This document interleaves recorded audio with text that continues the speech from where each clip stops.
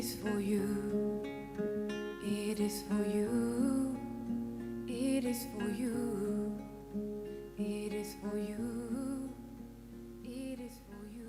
It is for you.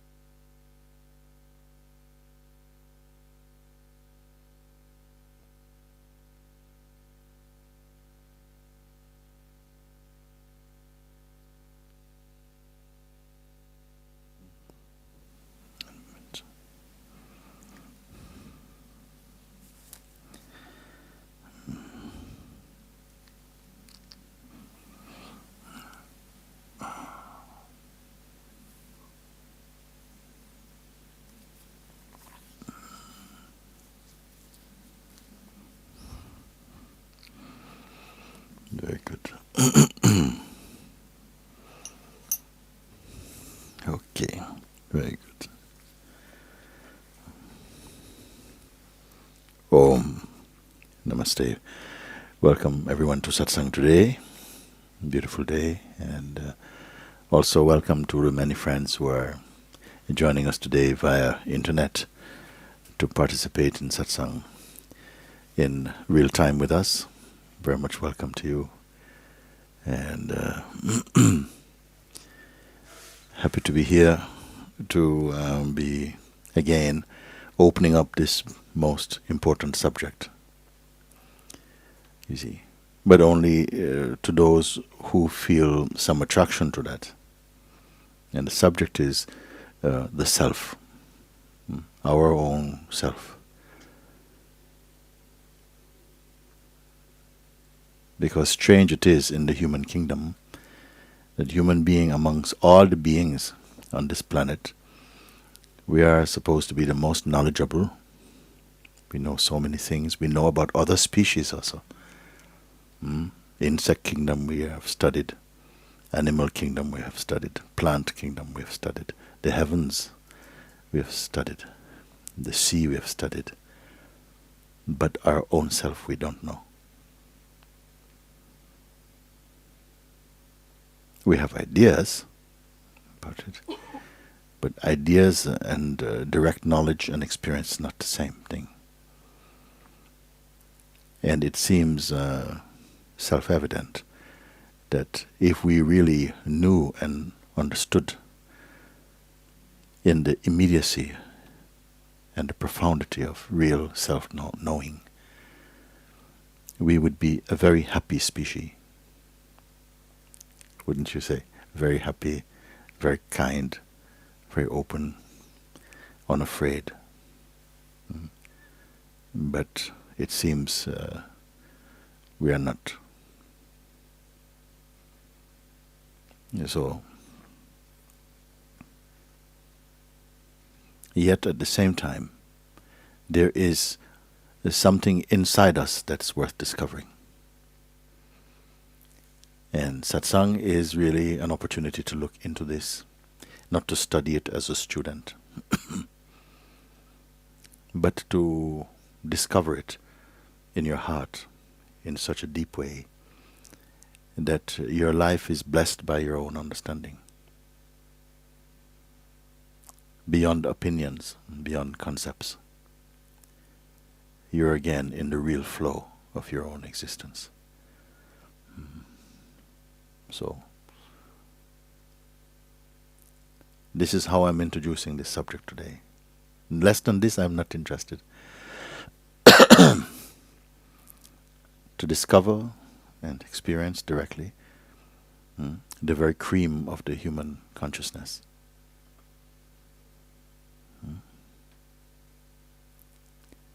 And not merely theoretically or intellectually or mentally, but as a living discovery.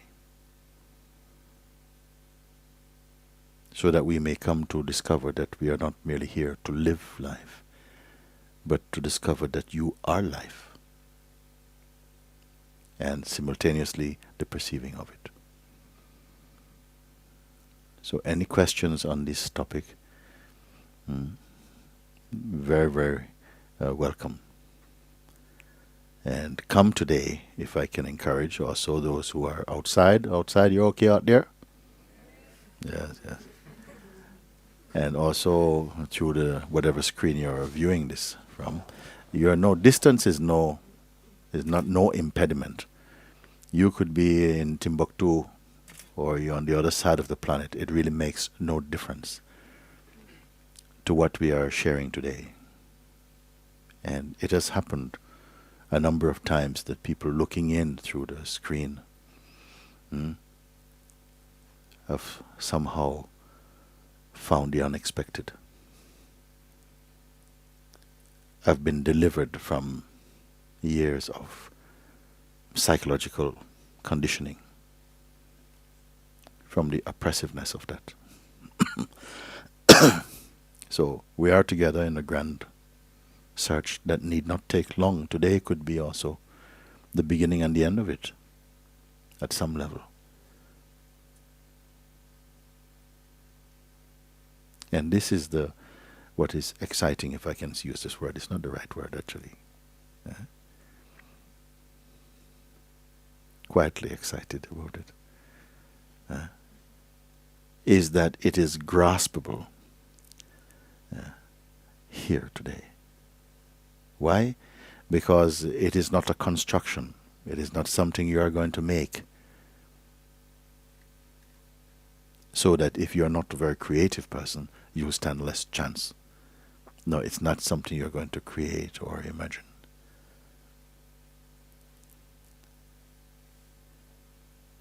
It appears to be deeply mystical and mysterious, but only when viewed only from the mind. In fact, it is the most natural discovery, the sweetest, the simplest, the most pure. And for that reason, there's no strain to maintain, because it cannot be maintained. The truth cannot be maintained. It does not need maintenance. It's just a clear recognition. This is the important thing. Who is there to maintain it? So only the false ideas we have of ourselves can imagine that we are going to find or create or continue to make something real. This is not true. And I hope that you will, some of you, if not all of you, my intention is that everybody should see it. Why? Because it's nowhere else but right where you are. It's nowhere else but right where you are. So I don't even want to say I am confident about it. I can just say I'm happy that we are taking this chance to sit together and to look, those of you who feel the urge within to look. And to make that recognition. You will not be recognizing something that is alien to you, that is foreign to you. In fact, when you recognize this, everything else will seem a little bit foreign, a little strange. Although you will be comfortable with it also. So I think I've wrapped up about as much as I need to say right now. And I don't want to sit here and just be talking to you or at you, because it is not, I have no speeches prepared. I have not prepared any lectures or nothing like this. It would not be consistent with the spontaneity, the freshness of true encounter. So it has to be a fresh unfolding. So we are sitting here together like that. Please see one hand. Please come down. Sit here.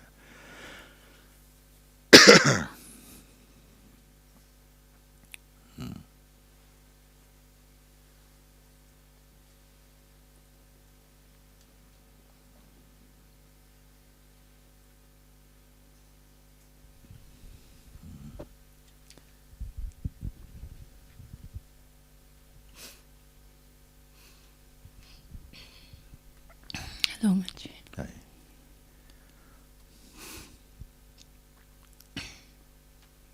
I'm very shy. I thought I would come up before I changed my mind. I'm here only for 2 days. I fly back tonight. I found that everything you've said is true. Everything I hear, it resonates a lot. And there's so much joy. So much that I can't walk sometimes, or I have to lie down or hide. You hide also? Yes.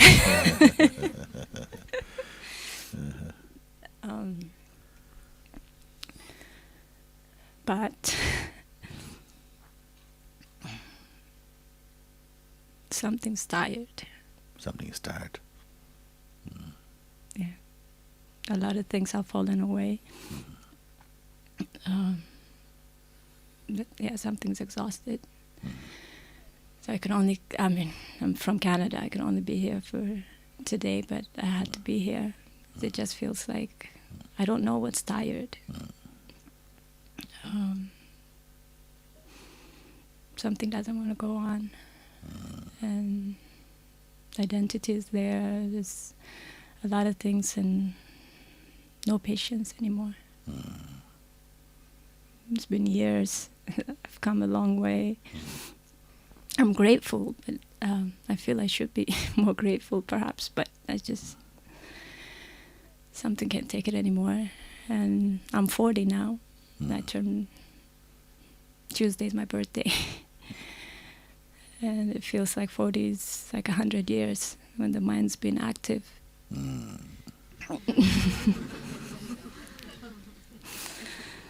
Well, all the signs are good, I have to say. One, you only have short time. You only have short time. Yes. And so often the people with only limited time really appreciate time. They appreciate the opportunity they have, and they don't want to go sightseeing. They don't want to make new friends now. You see, there isn't time for that. Huh? What is it that does not take time? Let's slow down a little bit. There is something that does not take time. Everything else takes time. This body also itself is time. Like a candle burning away. One time it will exhaust its own substance and go out, this fire. Everything, every effort, every desire, every striving, it takes effort, it takes time. What is it that does not take time? And just the verbal answer is not enough. I don't want answers now. Answers sometimes are cheap, especially if they come only from the mind. Something doesn't take time and does not take effort also. In itself, it seems like something else makes effort. Something else takes time. But it itself does not take time, does not require time, and does not require effort.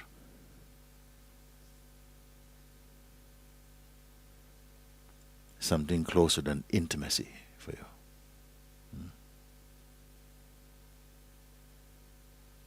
Distance-less. You say 40 years with the mind. 40 years with the mind. Now I have 2 days. I said it was a lot of time. For what I'm pointing, it's a lot of time. Why? Because I'm pointing to that which does not take practice also.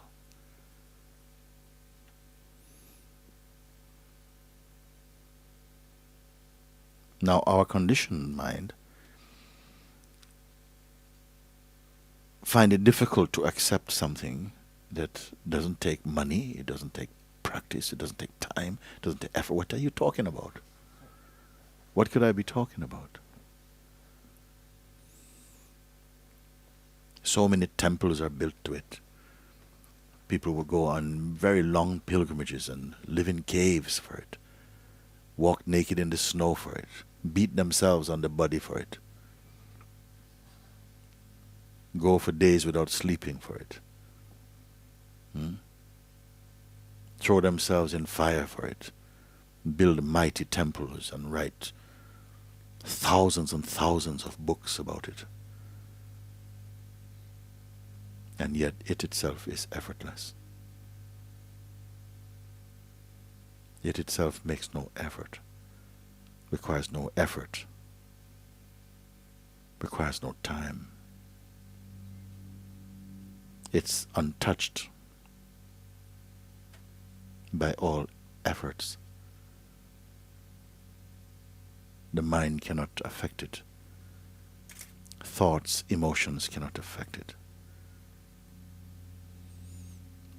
Yet without it, nothing is. Nothing can appear. Where will you go to find such a thing? Where is its location? What does it look like? Does it have size? Is it exclusive? It's here. It's here.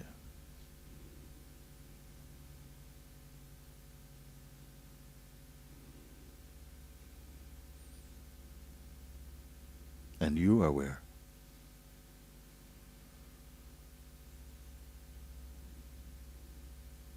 You say it is here.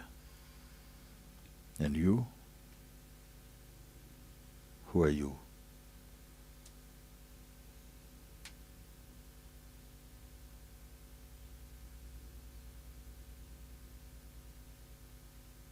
Is there you and it? Or you as it? Or you who will be it one day, hopefully? Who are we? You say something now is tired. What makes tired? Effort makes tired. Unfulfilled desires make you tired. Dreaming about something that you cannot get makes you tired. Pursuing what you cannot keep makes you tired. Holding on to illusions makes you tired.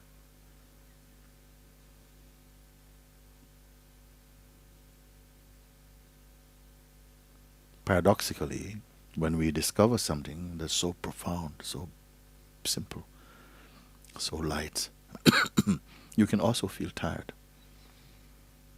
It's as though you allow yourself to feel the tiredness and the strain that the mind have brought, and to exhale it out. It's a kind of letting go, like the way your final breath may happen. What I'm finding is generally I'm just basking just in the presence.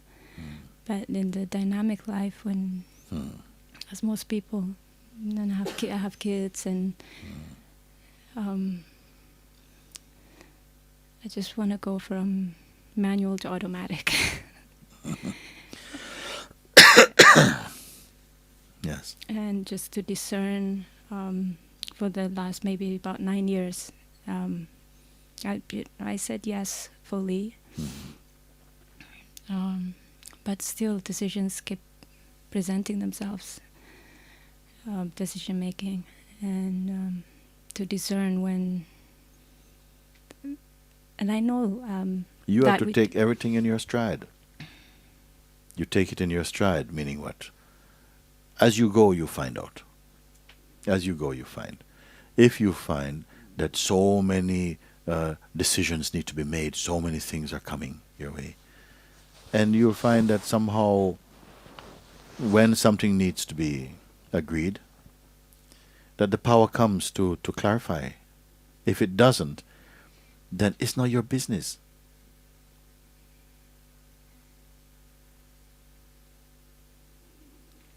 Suppose you are in a business and every time someone asks you a question about it, you don't know the answer.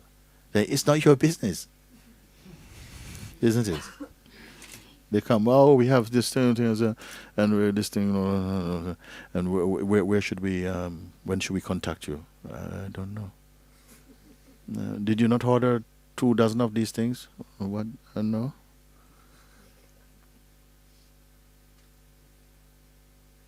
Are you not this cheesecake shop? No. It's not your business. It cannot be your business. If it's your business, then something will flow and you'll just know. Because this is your life. If someone asks you, what is your name? You say, hang on a second. Sorry, next question, please. How old are you?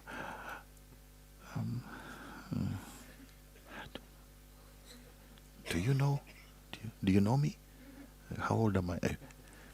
Then if you come to that, some people come like that actually. Then your life is not your business anymore. Something is taking care of your life. Isn't it?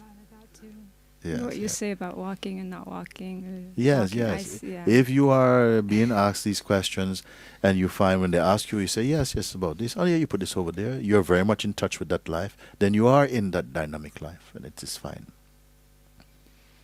But if you find that somehow in your dynamic existence you don't really know anything actually.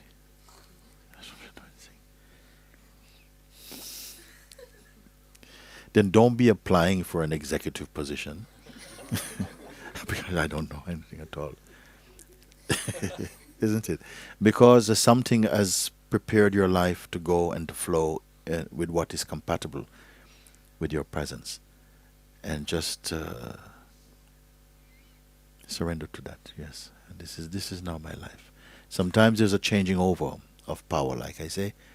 A changing over because there's a shifting of energy from person now to presence. Before you've been like a person, and you have so much idea and identity about yourself and your projections, what you want to do and so on. But now it's different. Something more intuitive, more sensing. When people talk to you about yesterday and last week, it's not so engaging. So why would you want to talk about that? You see? I am here now. Could you show me a photograph of you when you were 16? Well, I'm here now. Yes, but can I see one when you were last week? No, but I'm here now. Why would you want to go to the past about this? But if you want, okay, go and take a look. Something will not be so engaged about things that's gone. Why are you so... And you may find that your company is changing because most of the people you usually hang around with, they're only talking about the past. So they are ghosts. And their story is a ghost story. And you love them still, but somehow you can't cope with the company.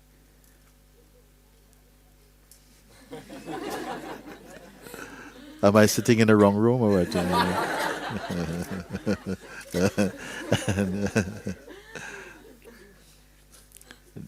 Trust is important, isn't it? Something is now guiding your life. You have answered all the right questions. You have said yes, yes, intuitively to what you conceive to be the highest power, the supreme being, the divine presence. What can go wrong for you? Only thing can go wrong is if you are measuring yourself based upon the idea of being a person, on the idea you have of who you are and who you used to be. Then it will seem, oh my God, I feel like I'm totally unemployable or something like that. But in this very space of neutrality, you're just, it's like your being is now. And it won't stretch into the past or into the future. It feels, no, why would you want to do this? That would only be if I'm not happy in now. Why would I want to go to the past when now is so complete and content? And about the future, when you're happy, you don't want to think about future so much. Or past. You are just here. Now, your parents may have a different view about that. Your friends, family may have different views about that. They may tell you, but you're not being responsible. Sitting around looking peaceful all day. I mean, what's wrong with you? You see, they might say, and they will trouble you. Some of them. Some people are very lucky with, they got a family very understanding who have this kind of softness and they feel happy for you. They say, my God, when they meet their friends, how is your daughter doing? Oh, she's doing very, very well. Ah, what is she doing? Well, nothing actually. But she is happy. Oh, very good.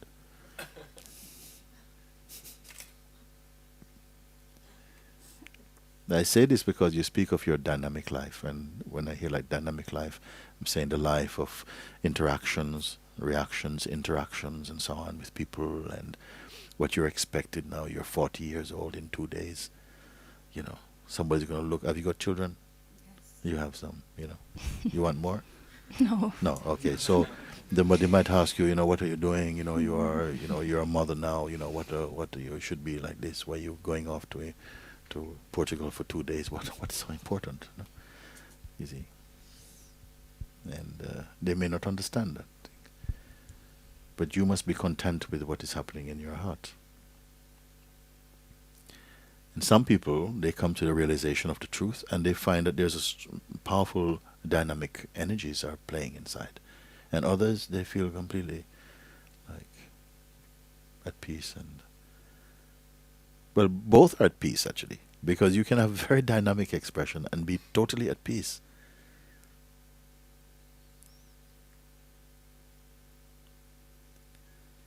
So if something feels tired, I feel, have you discerned whether this is a good tired or a bad tired?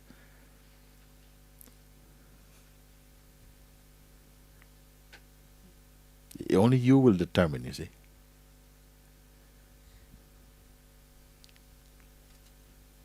I think it's good. Because I've been tired. It's not new. I've been tired for a long time. But that's what brought me to this peace as well. It just suddenly just felt like just more like a lack of patience, even with... I feel everybody should be tired like this. You can't keep it up. You can't keep up the game of being successful and doing really good and being cheerful and some people say, no, I can't keep it. I can't keep it up. I can't do it.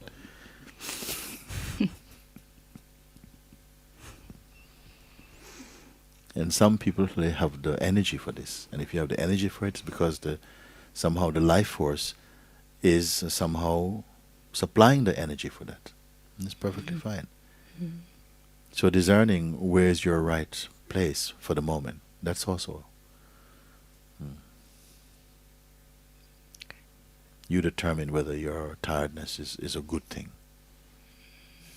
And then you may change the term from being tired. You may call it, exchange the word tired for something else. Maybe you might just say, I'm just at peace. It's quite interesting, isn't it? What someone may call tired, why would you call it tired? Maybe you're just at peace. But somebody else don't like your at peaceness. They say, look, you never do anything at all. You say, okay, show me what to do then. What should I do right now?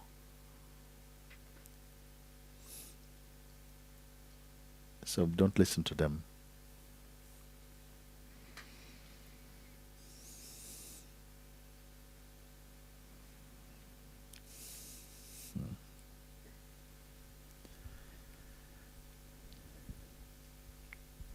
Thank you. You came all the way from Canada for one satsang. And I would like that you go back.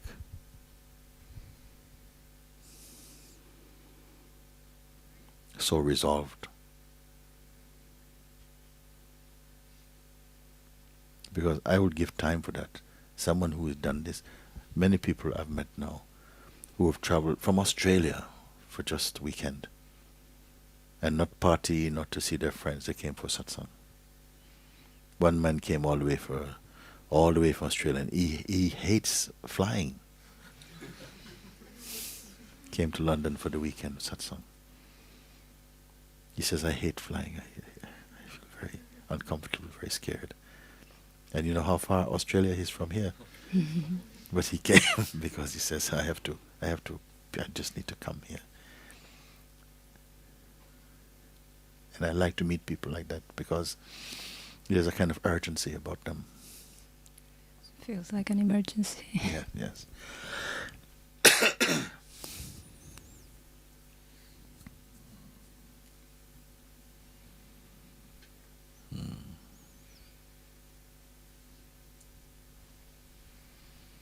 Usually emergencies, they require operation. But this emergency doesn't require operation.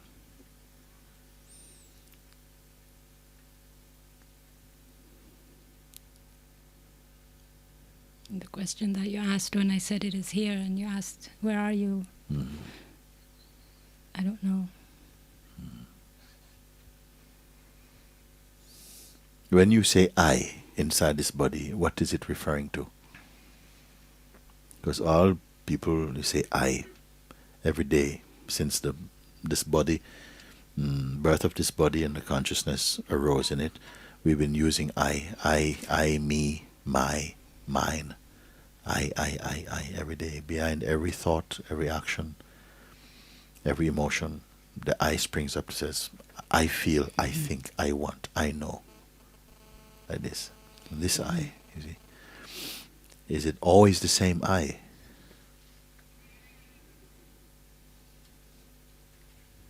It is the most important word in the language. I. What is it pointing to? Normally we are talking about what the I thinks and what the I wants, what the I believes. But who is the I? What is I?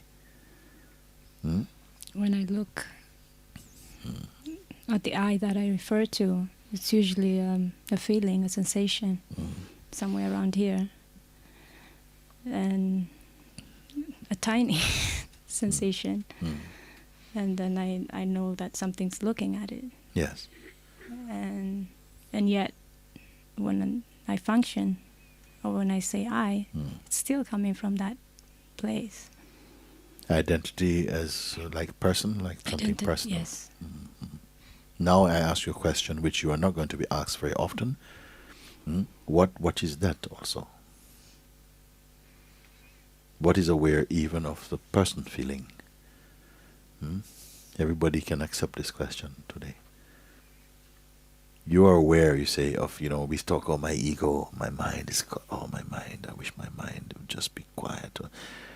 What watches mind? First question, what is watching mind, you see? What watches mind and cares about it and is affected by the behavior of mind? first question. Something is there that says my mind, and now just I'm just really I just want to turn off my mind.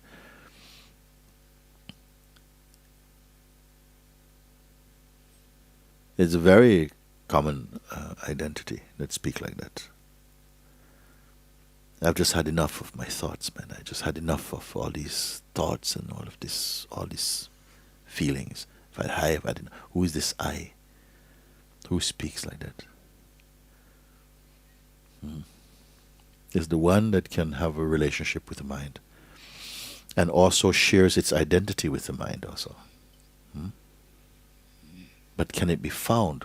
Is it tangible? Is it something that can be identified? Does it have a design or a shape? Is it the body that is speaking like that?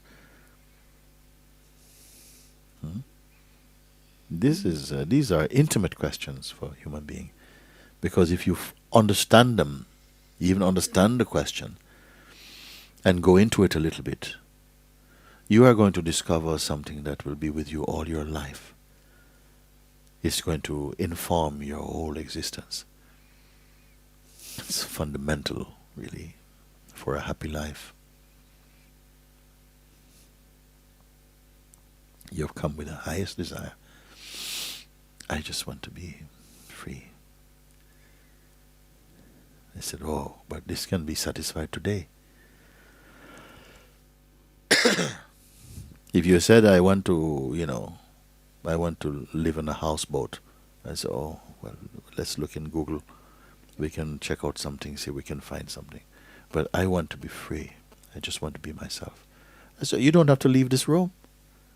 We can find now. Let's see what is in the way.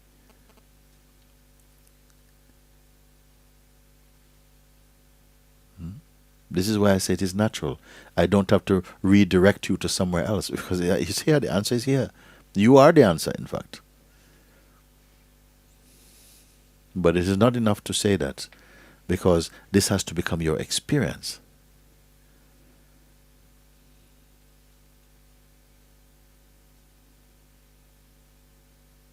Who is it that feels? You see, this is my life, and I've been doing this for 40 years. I have a birthday in 2 days. Who is it? Can it be introduced? Does it have a particular... What are its particular qualities? What is its uniqueness? What is it? Isn't it strange? We've not been asked this question before. We are living, at least in this lifetime, so many years you have done. Some say in other lifetimes, and many, many lives we have lived. And this question has not been tackled yet. Isn't it? How many lifetimes even?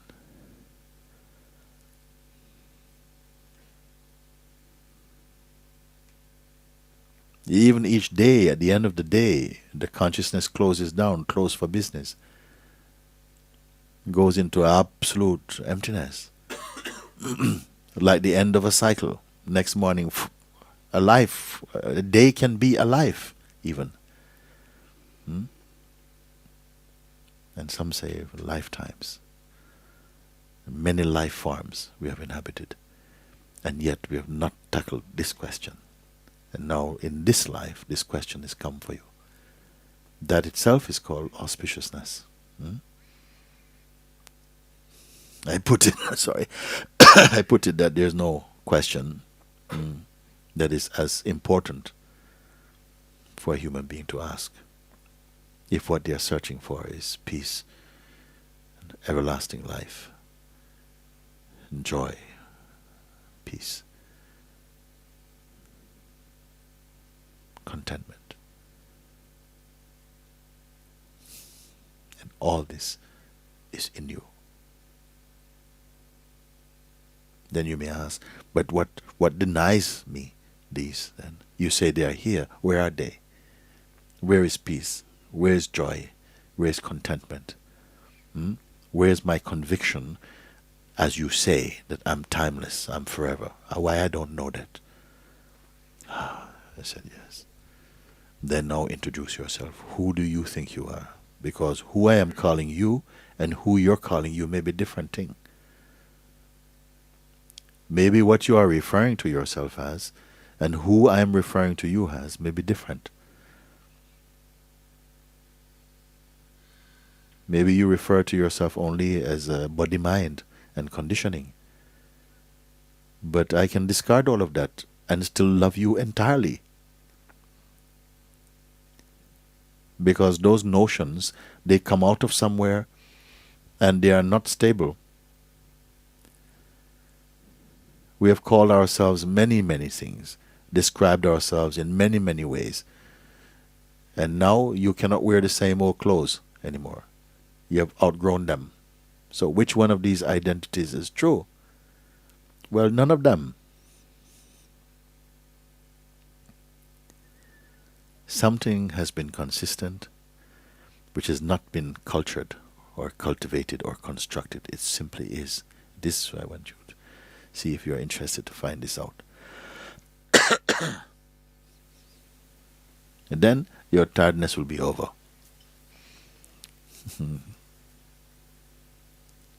The sense of tiredness will be gone. This type of psychological tiredness. This is what the tiredness is. Tired in the body can be sweet. Sometimes you're tired in the body. It's a sweetness. You see? You can collapse. It's so sweet to go to bed when you're exhausted. Many people here at Sahaja, they know that. They are working a lot. They go to bed. That tiredness is okay. But this kind of tiredness, this is not okay. You go to bed with pillows filled with lavender, you can't sleep. Even 4-poster bed, you cannot sleep.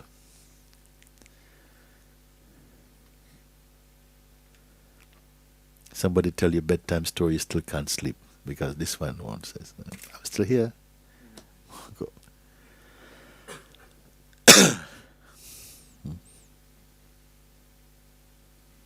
But you're not that. You're aware of this. It's like at a certain point, it becomes like an unwanted tenant. Somebody move into your house to spend just an evening. 3 years later, is still there. Moved into your bedroom. Now you're sleeping in the hallway.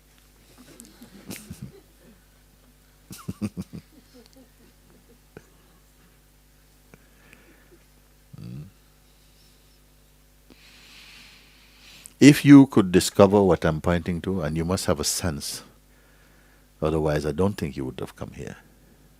If you could discover this, what I'm pointing to now, today, now, are you up for it? Anybody up for it? Yes. I expected more, but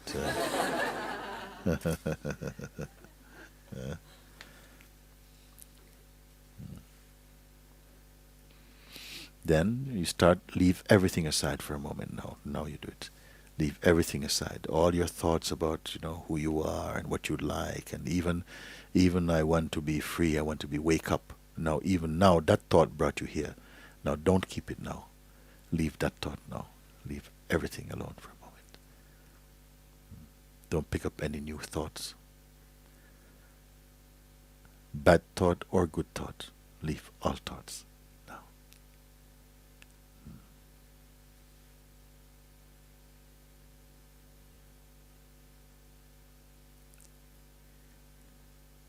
And remain as what remain without effort. Be one with it. Don't say me and it. Don't touch I also.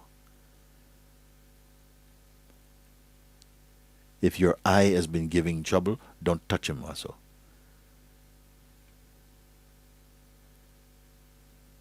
We'll fix him up and give you back when he's good. Don't touch anything. Do it, if you will. You put your hand up, you say, yes, I'm up for that. Then do what I'm telling you to do. Don't hold on to any concept about yourself. Don't combine yourself with anything. Don't even have any idea as to who you are for a moment. Leave everything. And you're going to find something now that does not belong to anybody.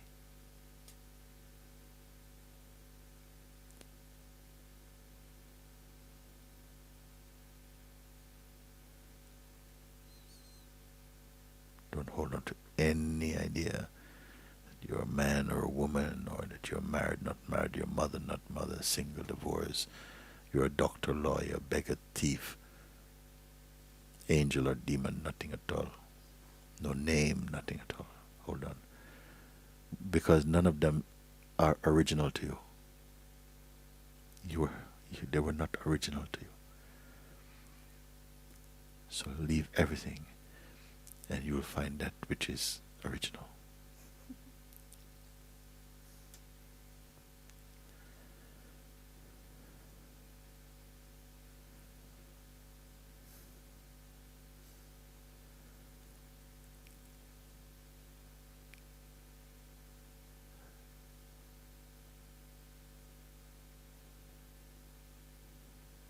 The mind is going to come because he doesn't like this at all.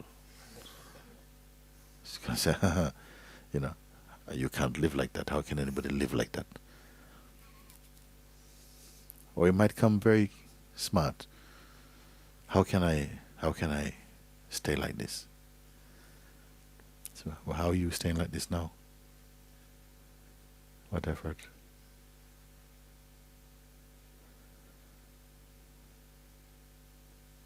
Yeah, it's okay. Well, I'm here, but when I go out there. Okay, keep going and tell me when here becomes there. Come, do it.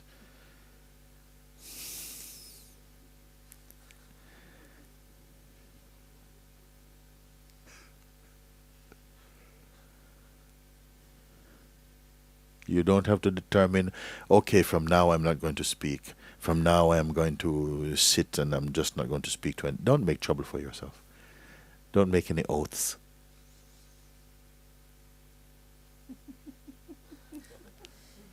Except the eating kind, that's okay.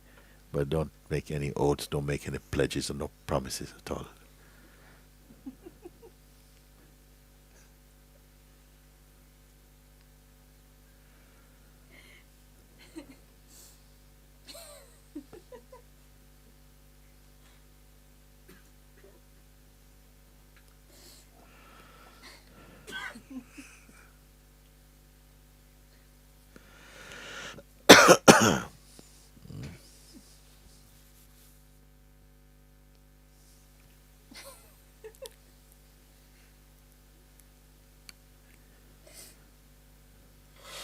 It all just seems so silly.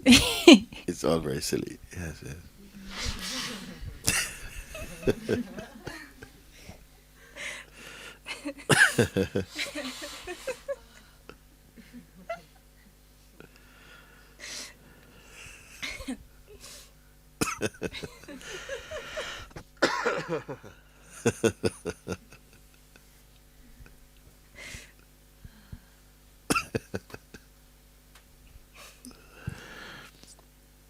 Everyone takes it so seriously. Everybody takes it so seriously.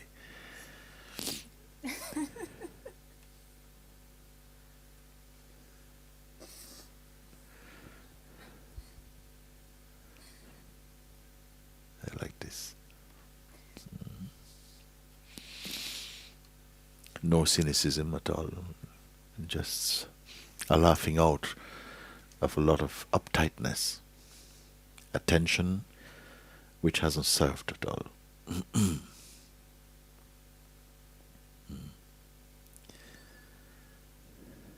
Because somehow it's as though we lost our innocence. It appears not really happened. A natural trust towards life was somehow hidden and replaced with some kind of mistrust. Somebody told you, you have to carve out your life, you must go and find, you must go and create.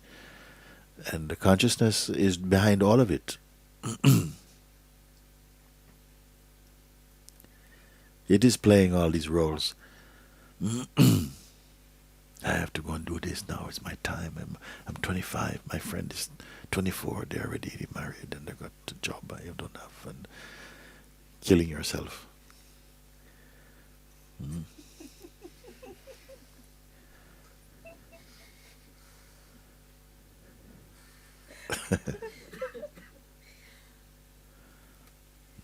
To fulfill conditioning that has not made your parents happy, they've not made your grandparents happy. And now they're handing on this button to you now. Now we are handing you, darling, this legacy of our own sorrow. Go on. Be a responsible person. Go. Huh?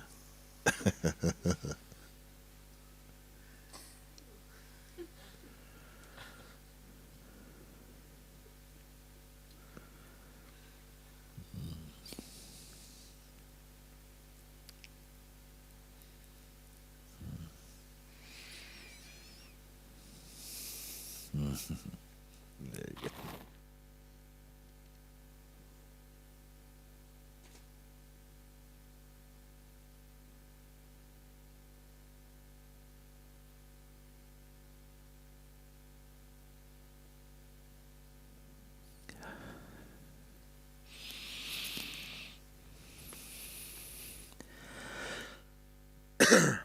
We only think that something is wrong with ourselves when we take ourselves personally.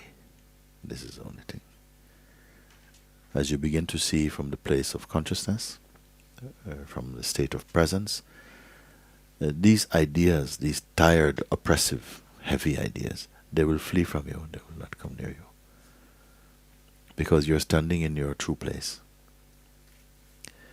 In fact, mind is also very necessary, because you will only bite what you are not. You cannot bite what you are. If you believe in what you are not, he will bite you.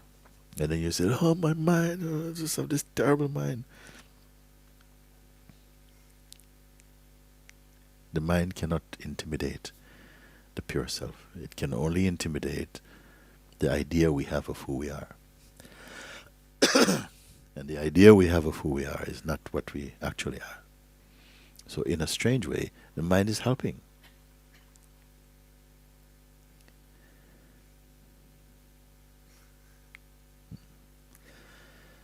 Very good.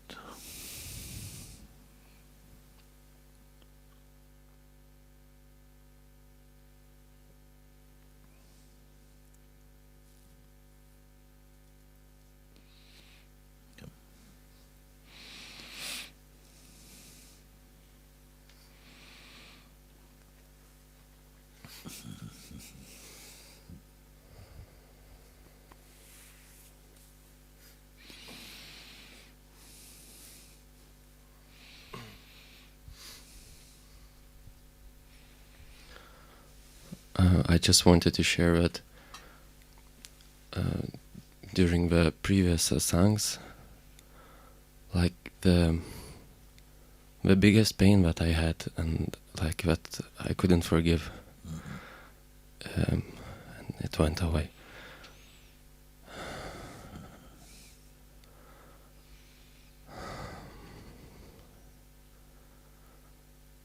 And like it was the thing that was holding me, and basically like it's very opposite what I thought has to be done, that person had to apologize or something. It's just everything vanishes in your presence, in the presence, in the self.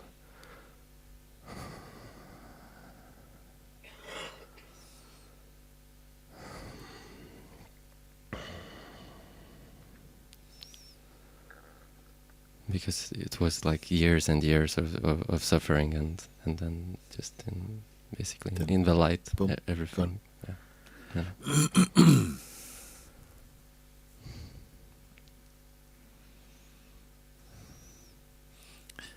If a room has been kept in darkness for hundreds of years,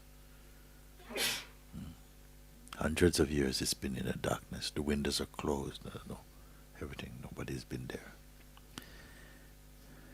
Then one day someone enters this room and opens the window. How long will it take for the darkness to go? It's been in darkness hundreds of years. But when the window opened, how long will it take for the darkness to leave? There it is. And nothing is wrong with who you are. It never was wrong anything. Only was wrong with the idea you have of who you are.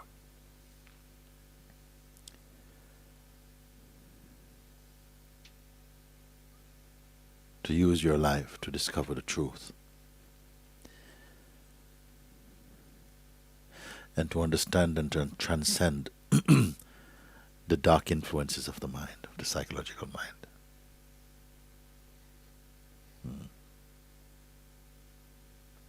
Because mind is very important in the game of life. The mind is very important.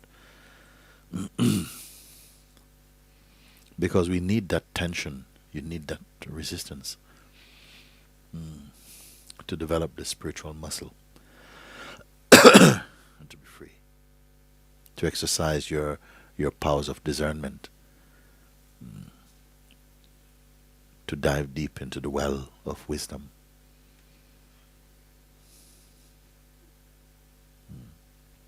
to find your deepest power.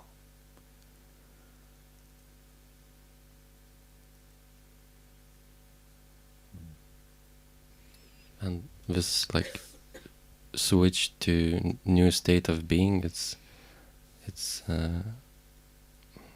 kind of unpleasant in the beginning because it's pleasant, it's the best thing ever. but like, where's my tension? Where's my fear? Where's my just relax. You must be enjoying that somehow. For sure, I am. And what is left sometimes that I go with, but I come back after sometimes illusions. That's something that imaginations about future. And sometimes we feel that you have to get again accustomed to your own naturalness. Otherwise, you go out looking for some trouble. You see, it's like it's too good. You see, the mind's, let's go out, look for something. I need something to fight against or something like that. So something is still not... anyway, you don't have to worry about that. Because it tries to direct me to somewhere that I would make an actions where like basically the mind would take more power and kind of get me in trouble. You know? But it goes away. These are small things. Turn away your attention from that.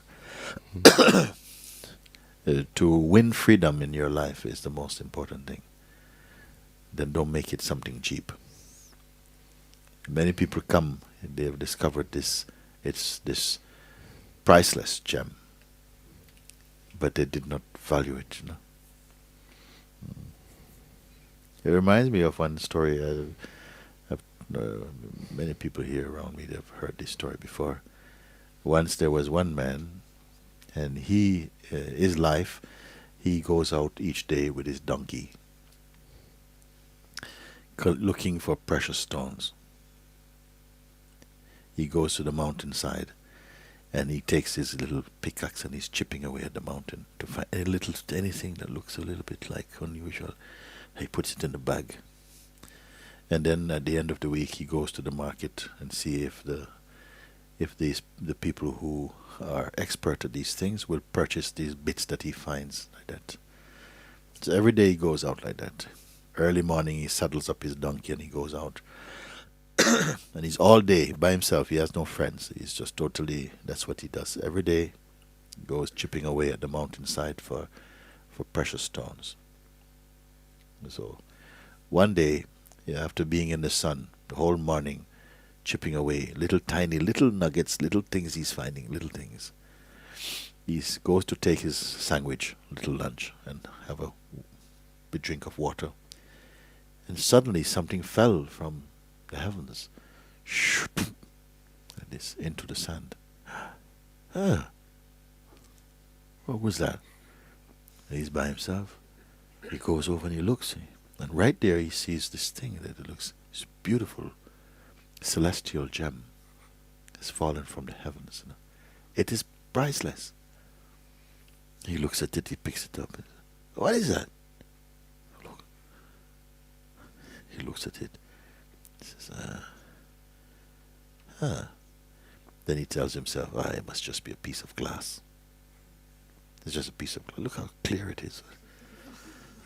But he likes it because it's round. It's sort of like a disc. So he takes the gem and he sits there while he's having his sandwich. He makes some little knots with his strings, and then he makes like a pendant, and he puts the gem around the neck of his donkey. He says, strange things fall from the heavens these days. And he goes back again, chipping again at the stones in the wall. Sweat. Now, one stranger was passing on man, and he noticed the whole thing. And he sees that this man is a stupid man. So he walks over to the man and says, hello. May I speak with you, friend? Aye, okay. I'm very busy right now. Says, no. It's a question of some urgency for me. I have to go to that town way over there. I have an appointment and I'm late. It's a very important appointment. Can I buy your donkey from you? My donkey? Yes. It will help me to go there more quickly. You see. I give you 50 euros for him. 50 euros? For that stupid beast? I need it. I need to go. Oh, okay. So the man gives him the 50 euros and jumps on the donkey and then and goes off. And this man is keep on funny people these days. Pays 50 euros for a donkey worth only 10. People have money to burn. So the man goes around the corner and he takes off the gem from the donkey, puts it in his bag, turns the donkey around, slaps him, and after 10 minutes the donkey returns to the man. He says, what good fortune has come my way today? I get 50 euros for a donkey worth 10, and then they send the donkey back. People I don't understand. Huh? They don't appreciate things. And so, the celestial gem is what? The discovery of your own eternal nature. But we don't value it. It comes too easy.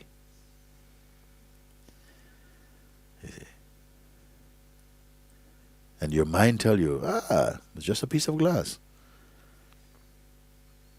Mind tell you in satsang, that was a nice little experience. Yeah, I'll practice it later. You see. Anyway, Muji, can I ask you a real question? I'm having this problem with my partner at the moment.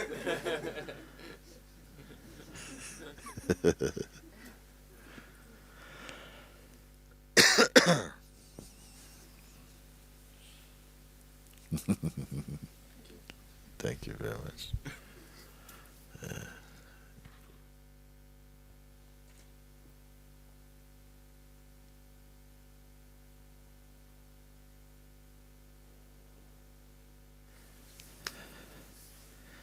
Very good.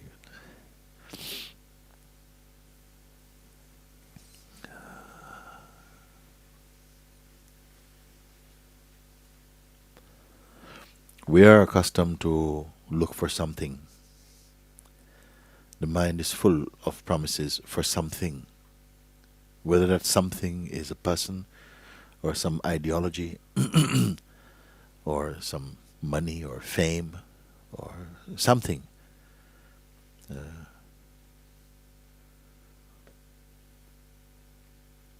But the truth is not something. The pure self is not something. The God self is not something. It's not a commodity, it's not a phenomenon. It cannot be measured. It cannot be received like you receive a parcel or something. So it seems a real mystery to us. It's like you got nothing.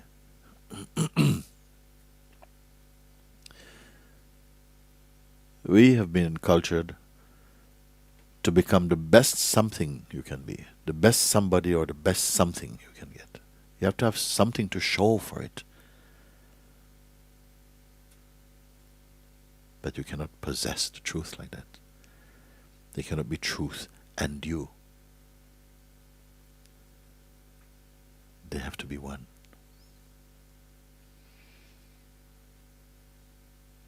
And in fact, they are one. It is one.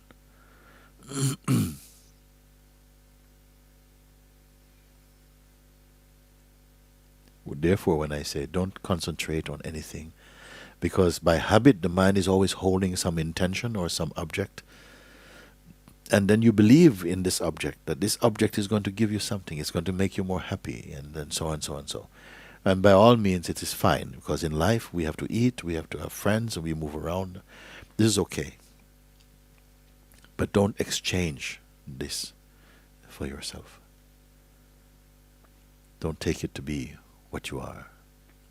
Then everything becomes fine. You may enjoy, but don't cling, don't combine yourself. Don't say, this is what I am.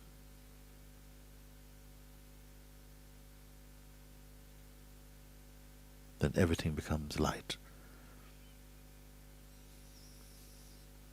We have again been trained to own things. This must belong to me, this is mine. But each time you claim something, you become something small and tight, fearful that you may lose it. But all this getting and losing, coming and going, they are just movements appearing in the consciousness that you are. There's witnessing of all these movements. There's even a witnessing of the consciousness itself. All these things that we speak about, if you are quiet, put your attention inside. And don't be in a hurry. Don't hold on to the concept of what is next, what to do now. Just be quiet. It will reveal itself to you, the simplicity of what I've pointed to.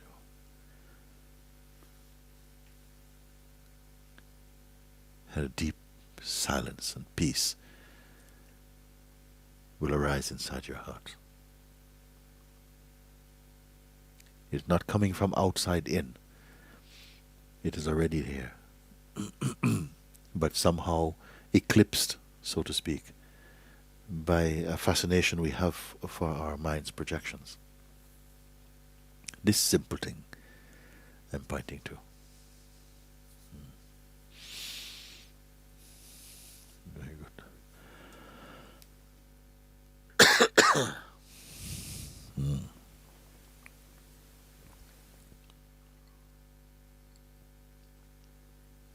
Does it feel too warm in here?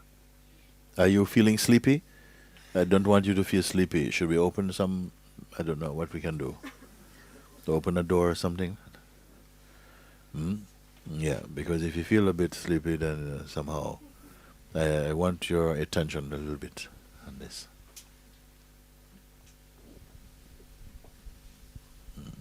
Hola. Hola. Traductor. En español. Come somebody.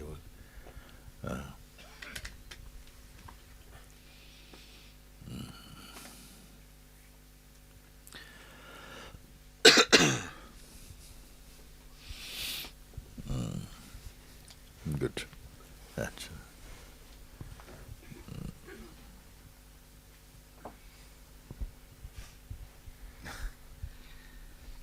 No hay pregunta. There is no question. Era para vencer un poco el miedo que te tengo. It's to overcome the fear I have you. You have a fear? Yeah. Here. He's got a fear of you. Of me?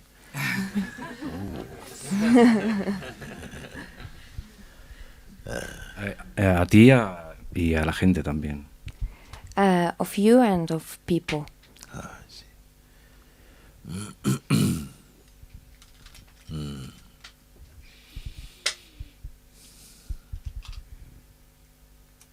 It's easy to overcome. Es fácil de superar. ¿Cómo? How? Come. Come and sit. Come here. Come to me. Come here.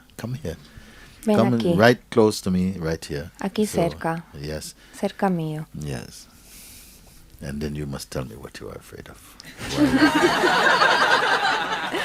Y ahora me tienes que decir de qué tienes miedo. What are you feeling right now? Look at me, though. ¿Qué es lo que sientes? Mírame. What are you feeling right now? ¿Qué es lo que sientes ahora? Look. Mírame.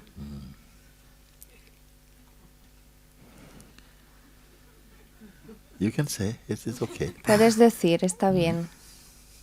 Tell me what is happening inside. ¿Qué es lo que pasa dentro de ti?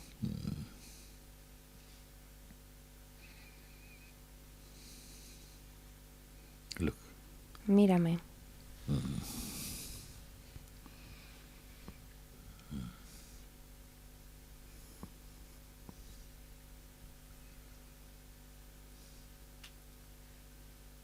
What is happening? ¿Qué es lo que está pasando? Nada. Nothing. Nothing.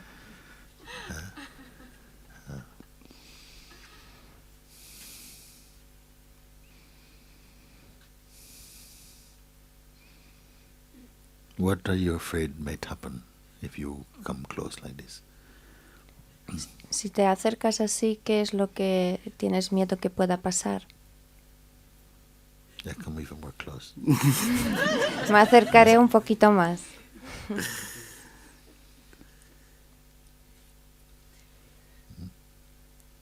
More close. Más cerca. But you have to look at me and tell me, have you ever been so close to what you're afraid of?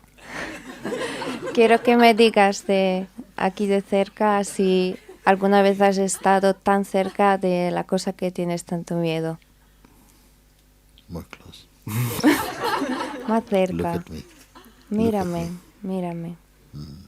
What are you afraid of?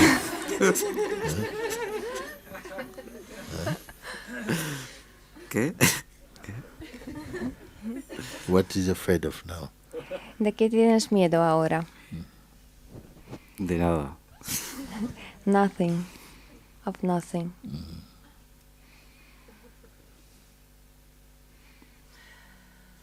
So it's gone. Entonces se ha ido. Esperemos que sí. We hope that yes. No hope, no hope. Hope is later, no? Esperar no, porque es para después. Now. Ahora.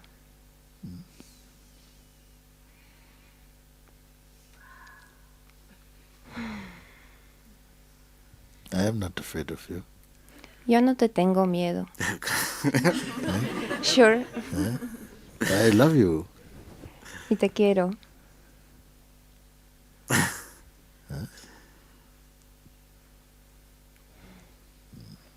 So don't touch hope, no hope. Entonces no toques espera, Only now. esperanza. Don't touch Solo anything ahora. at all. No toques nada en absoluto.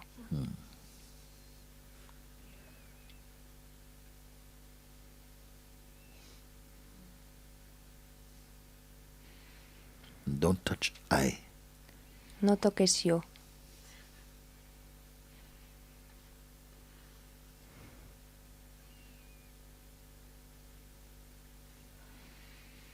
What do you see now? ¿Qué es lo que ves ahora?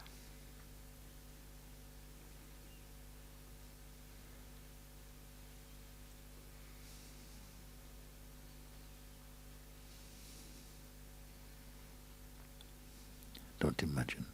No imagines. Look, what do you see? Mira, ¿qué es lo que ves?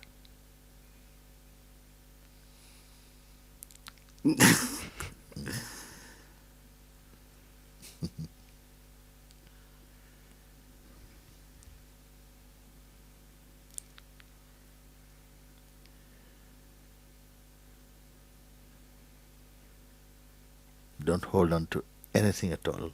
No te agarres a nada en absoluto.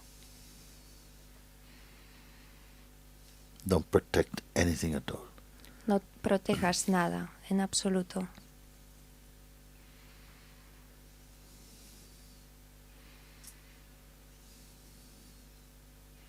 It does not exist, this fear. Este miedo no existe.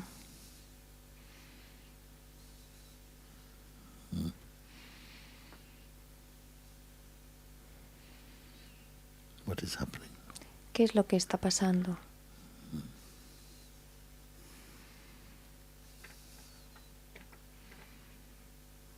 Don't contract, expand. No te contraigas. Expande.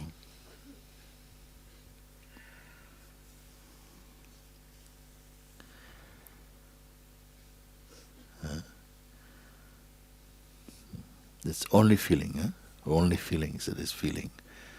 Something from the mind, some projection from there. Es solo una sensación, una proyección de la mente.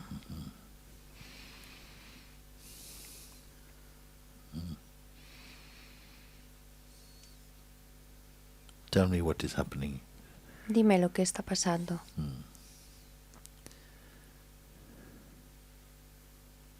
Do you feel a lot of tension inside? ¿Sientes tensión dentro? No.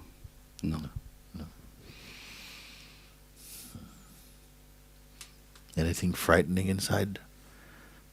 ¿Hay algo que asusta dentro? No. Anything frightening outside? ¿Hay algo que asusta afuera?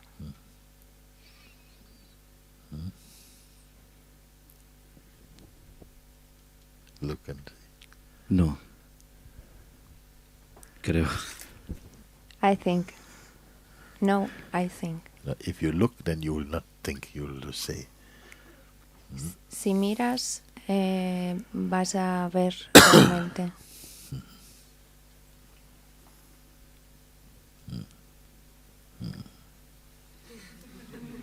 Stand up and stand up. Ponte de pie. And you can look at everybody. Puedes slowly and, mirar.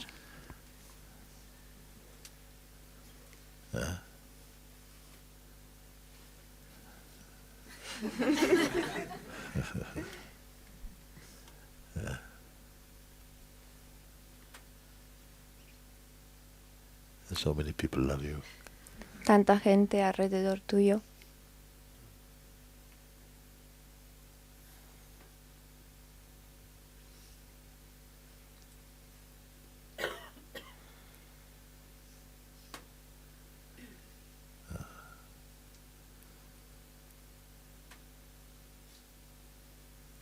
And also, my love for you, I cannot change. Y también mi amor por ti, yo no puedo cambiar.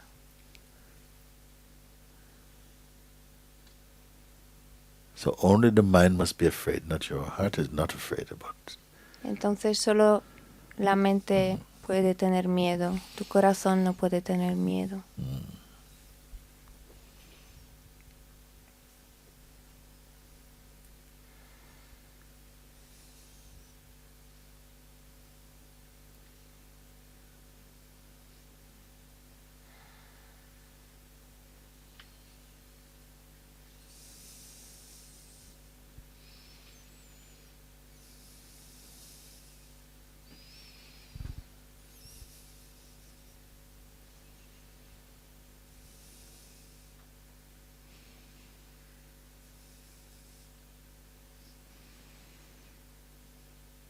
When is the last time you shouted?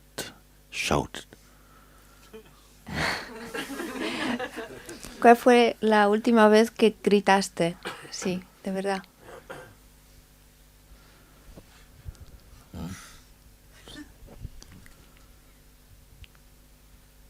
You must know also.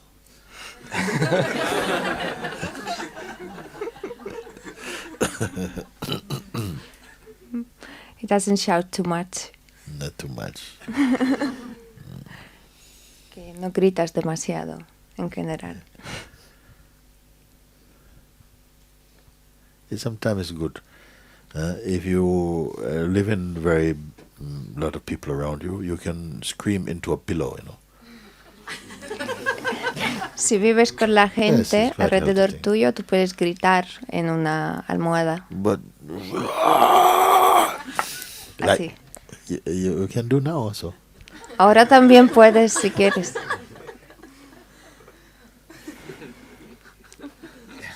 Me da vergüenza.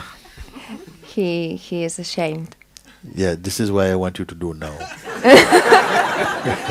Por eso quiero que lo hagas. Because always the mind will want you to just do something because it's never convenient. It's not convenient. Porque para la mente nunca es conveniente. Don't be apologizing for your existence. No pidas perdón por tu existencia.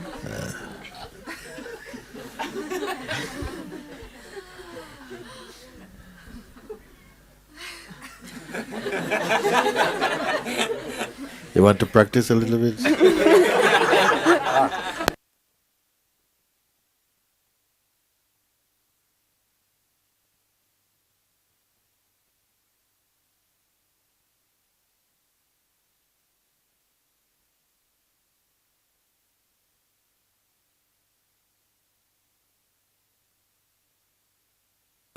¿Cómo se siente? Muy bien. Do another one. You can do another one also. I was very pleased with that one. Puedes hacer otra vez si quieres. Sí. Sí, sí.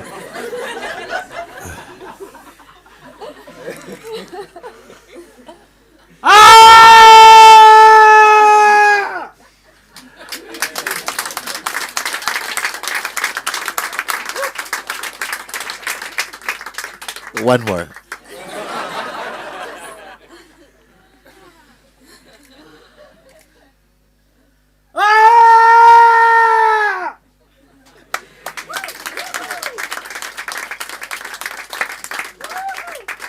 And now can we all join?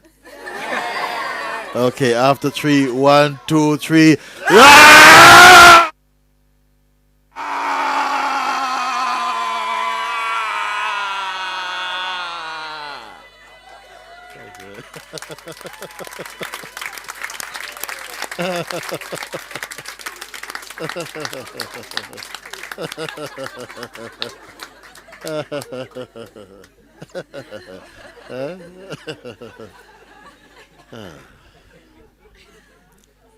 You feel afraid now, or ¿Te sientes miedo ahora? No. yeah. It's very good. It's Muy very bien. good. Sometimes we can sometimes carry some feelings inside that it's just we need a good scream, and we should really, the government should supply some screaming rooms or something like that, or have one day a week or something where the nation has a good scream or something, and then get on with your thing. A veces necesitamos un buen grito y el gobierno debería también poner una habitación para gritar una vez a la semana o así. And see, then it's nothing. Good, get it out a little bit, and then somehow it drops a little bit. This tension that we carry also. We do here also sometimes some laughing yoga, which also helps to push out these stale energies that gets locked a little bit inside, and it makes your mind much more receptive to more subtle truths, and to turn inside, to internalize your attention. All these things, they are helpful. Sí, que aquí también se hace el yoga de risa, para liberar estas energías estancadas y poder luego más fácilmente ir hacia adentro.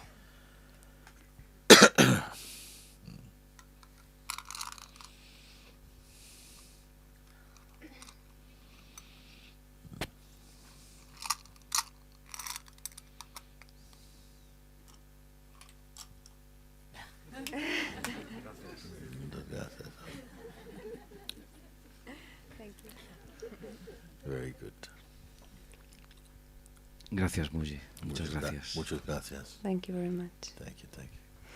Very good. Oh, very good.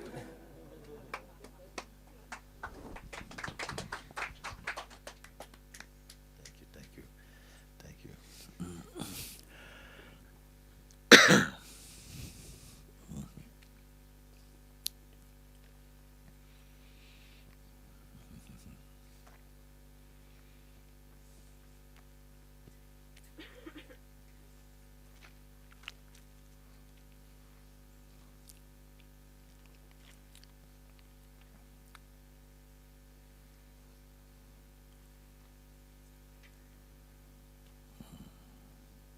Very good. Very good.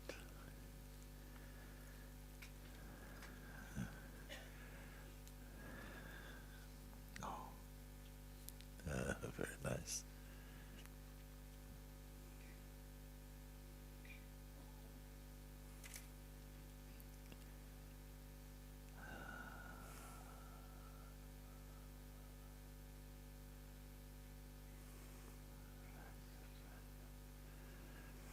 Yes.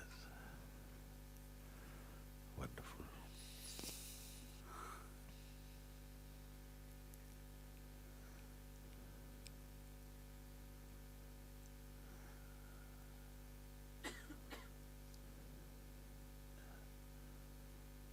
Beautiful heartbeat, full power. Beautiful. Yes. I love you too.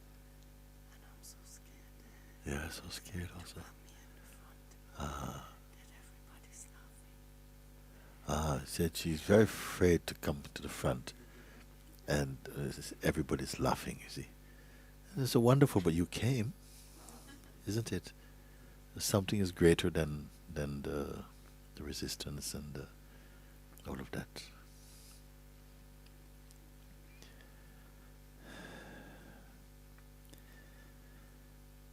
My love, you are so beautiful. You have nothing to be afraid of. To you. I'm so grateful to you. Yes. Because I can sit here and Yeah. surrender Yes. and don't care Yes. what happens. Yes. So I do everything my heart tells me to do. Yes. Very great.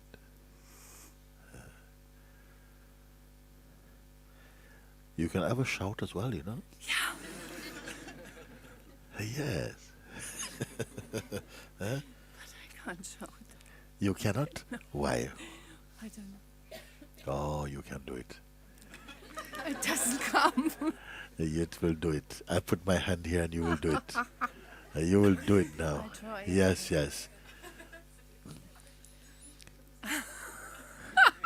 After 3, I'll do it with you. I tell you to do. And you are such Better beautiful. you do it with me. Yes. Yes, together. 1, 2, 3. Ah! Another one, please come. 1, 2, 3. Come, come, come. My dear, you should be in the opera. 1, 2, 3.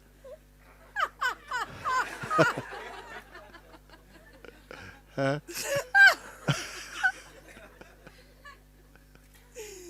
1, 2, 3. 1, 2, 3. Let's have it.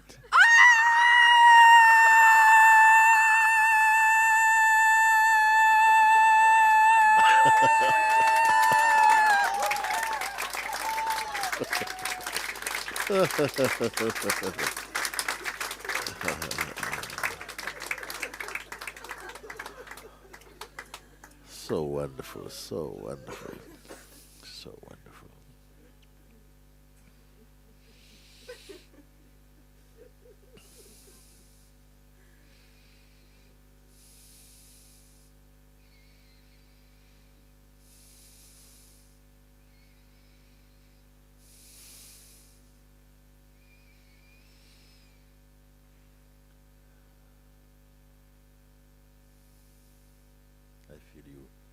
I feel you deep inside my heart like that. Very good. Thanks to you. Thank you. Very great. Very great, very great, very great, very great.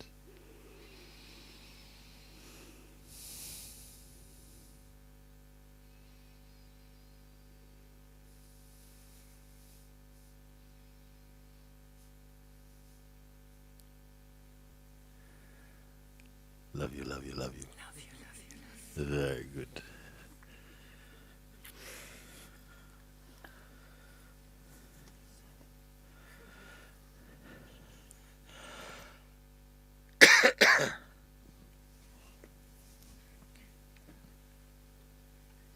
Did you say sorry? Yes. What for? I don't want to step on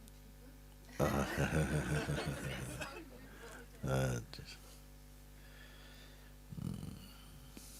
come here.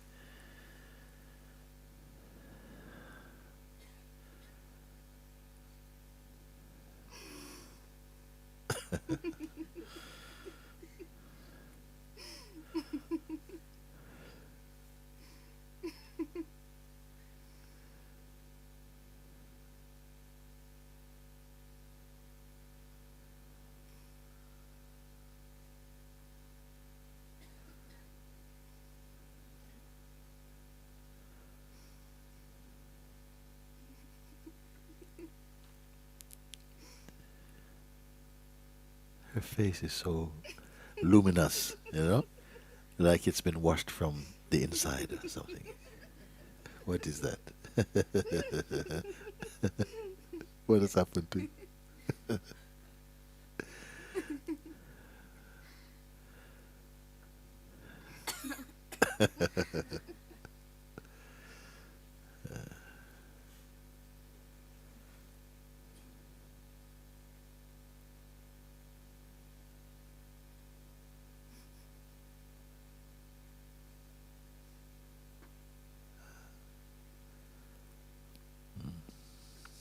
You're also afraid?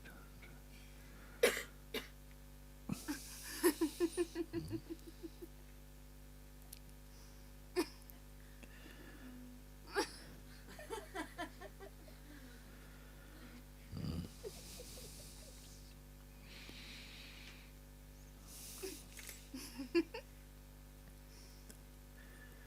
I just be like this? Oh, yes, of course you can be. What are you saying? Of course you can be. Yes, please.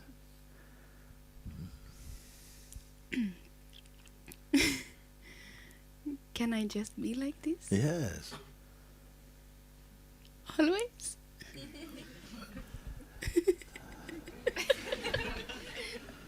Satisfy your heart.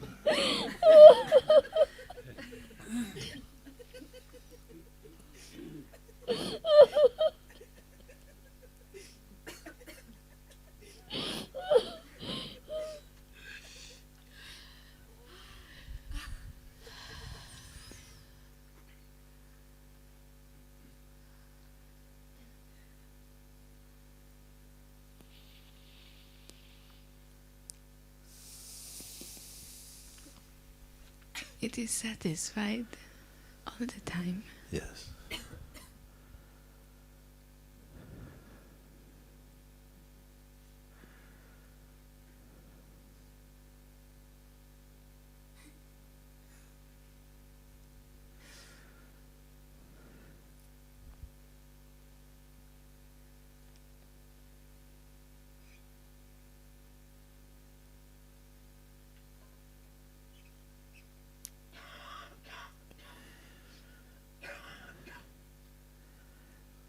So very happy to meet you, to see you.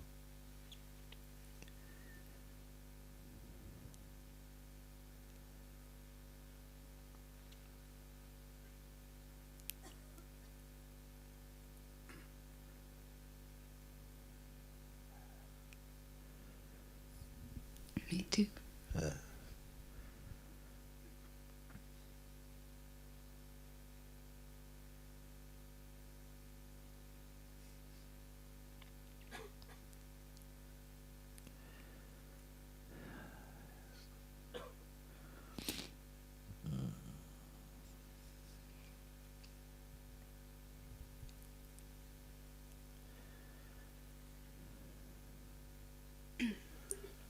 There is so much love Yes.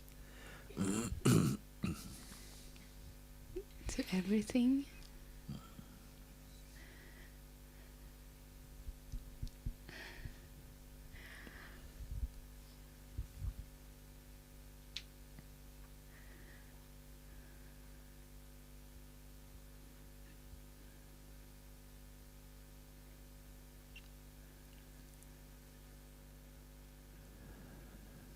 So thankful.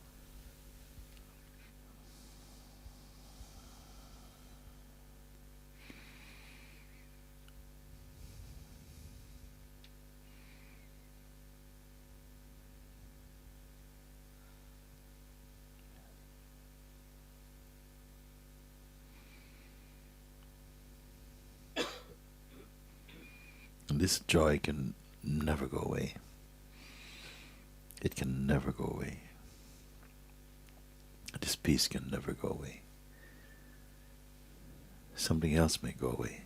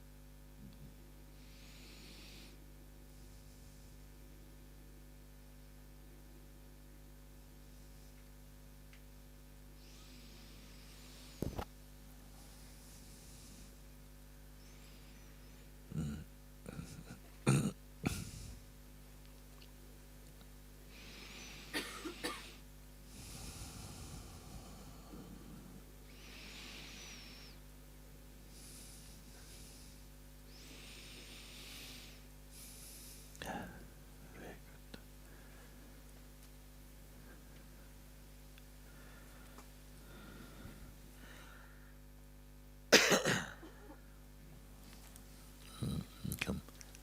Okay, you can come after. Come.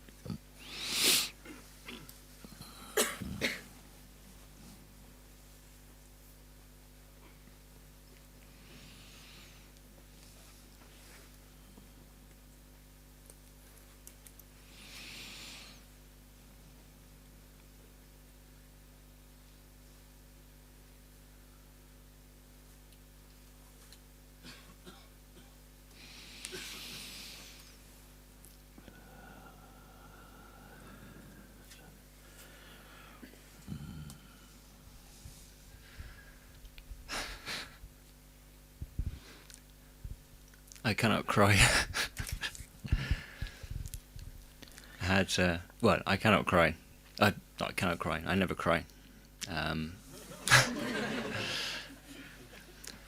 Everybody cries. Well, it doesn't have to show so much on the outside, but everybody cries. Yeah, a lot of tears on the inside. The thing is, I've built it up into something now. After 10 years at boarding school, was swallowing, and in the military, swallowing, in life, swallowing, and then starting to learn about myself, and now I always just say, I just dream of falling on the floor and sobbing for an hour, and so I built it up into this story now. So every time some emotion comes up, my mind says, here we go. And, fasten your seatbelt, it's coming. And it happens. And even been here in Monte Sahaja now for a few days, emotion comes up, and then, mind. And this is it. Yeah. And, it's, I don't know what to do. Yeah.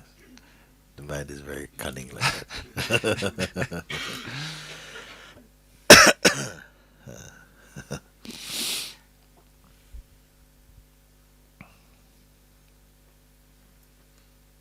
The best thing to do is to own it and say, I'm the man who never cries. I am the being who never cries.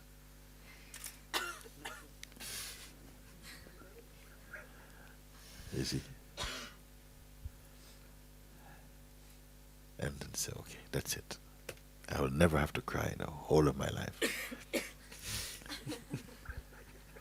Because you don't have to. It's not a requirement.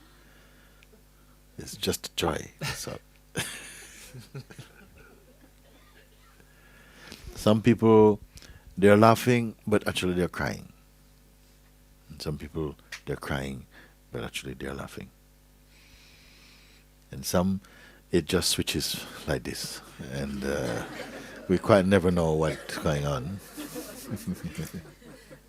We have a lot of them here.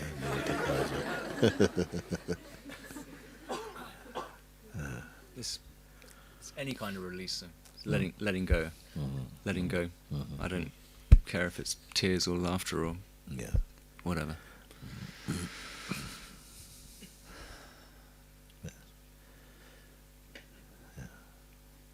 Did the mind show you what's going to happen if you do?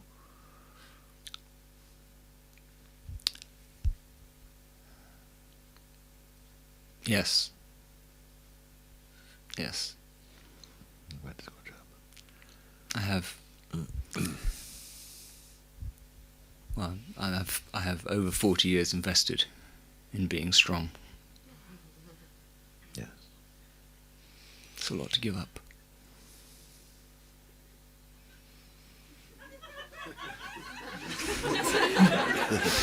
I just got it.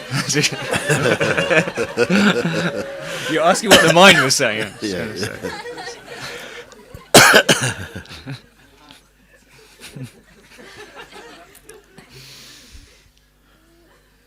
But this it's all so significant. It's all just bullshit. It really is. But also, it's true though. But this also, that kind of so-called strength is also weakness, isn't it? Oh.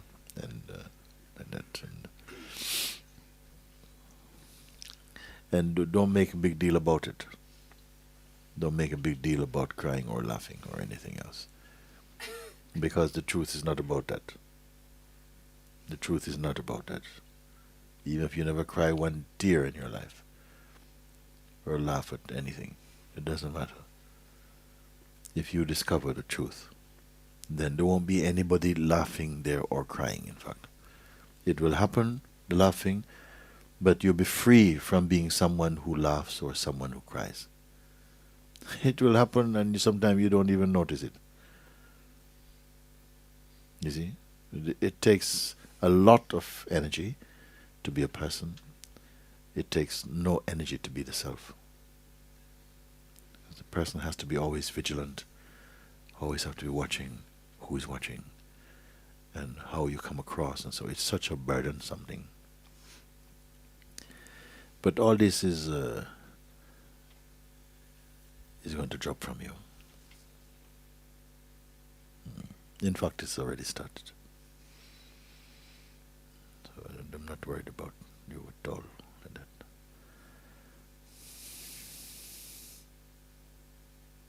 I'm very happy when someone comes up like this and just, confronts that and just opens up and speak, because it's really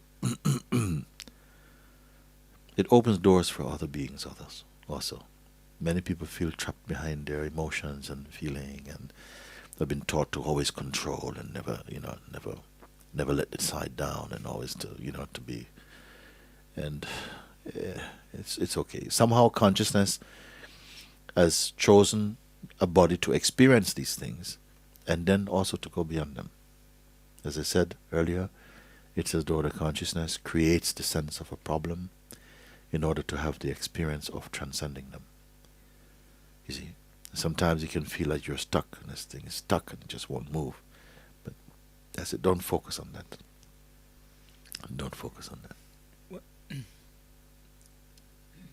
When you say bring your attention to the heart, I get that, and I go there, but I catch myself having an expectation that it should feel a certain way. The expectation is also observed.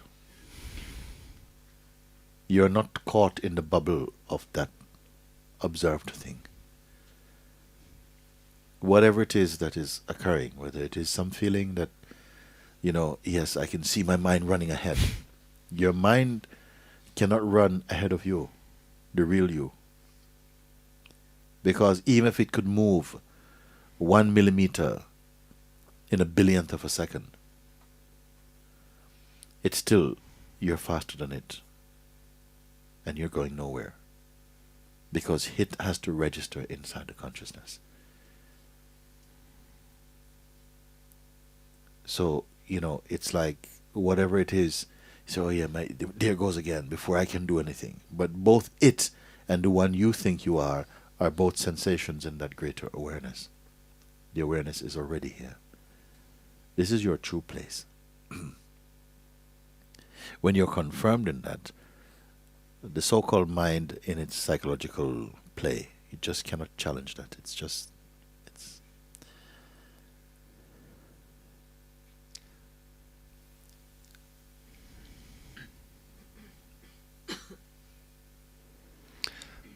when I'm in my heart, the attention is still with me, still over here with me, and that kind of gets blurred with the body. But when you were talking to Juan, I resonated a lot with what he was saying, but my attention I got lost in the moment. My attention, even though I'm in my heart, but my attention seemed to be totally over here with you and him, and there was, in that moment, your there was no attention me. is totally over here with me and him inside your heart. It was. It's going. Yeah, you cannot be outside your heart. But my awareness was over here with you. Your attention My was attention. there. Your attention was there. Your awareness does not move about. Wherever your attention goes. You see, attention is one of our most potent, most powerful tool, because wherever it goes, we tend to register that as an experience. Attention, belief, identity. These are powerful forces that arises from your own beingness. But you are subtler than attention, because you can observe the movement of attention. I think I'm confusing attention and awareness. I thought. Yeah. Attention is phenomenal. It's moving about. Sometimes you say the attention is a bit restless at the moment. It's jumping around like a monkey. But something observes that. And that which observes the jumping around attention, that is not a monkey.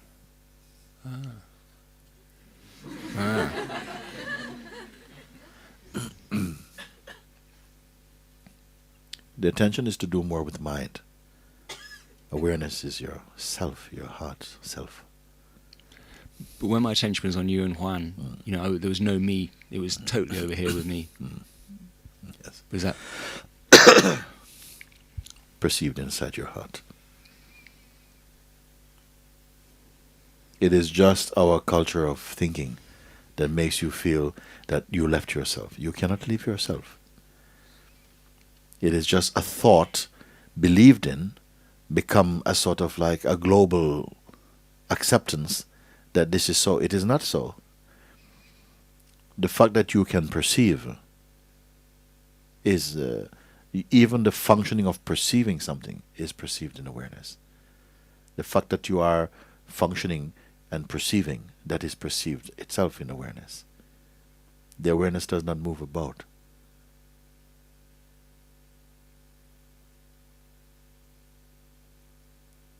This is subtle, but if you get it, it is going to crush the superstructure of all these false ideas. Mind is like the wind. It's the nature of the wind to move about. But awareness is like space. It is everywhere present. Space does not move about. Awareness can be without, like the space can be without the wind, but the wind cannot be without the space. Your mind moves about, your attention moves about, but the awareness is always present. Without awareness, nothing is perceived, nothing arises. You are that constant awareness.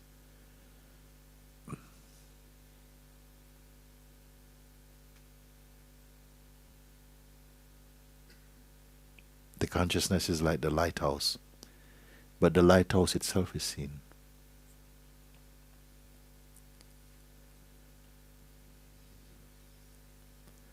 Don't make any pictures up, because no pictures can fit consciousness. There's no image of consciousness. Has no color, no design, no size, no region of time. All of these pass, they come to pass. Awareness does not come to pass.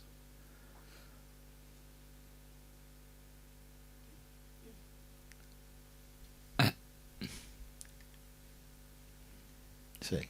Is there any I don't, feelings aren't real, but I have it that when you're in your heart and your awareness that should be some associated, it should feel a certain way. Yes. Yes. There the most subtle feelings will come, but they come inside the awareness. Awareness is even beyond the feeling. Sometimes I say it is like a feelingless feeling. It's not abstract, it's not cold, it's not some abstract notion. It is not explainable, but I will try. All I can tell you is that whatever is functioning as perception, the opposites and the dance of interrelated contrasts and everything, all of that can only appear because of the awareness in whose light they are perceived.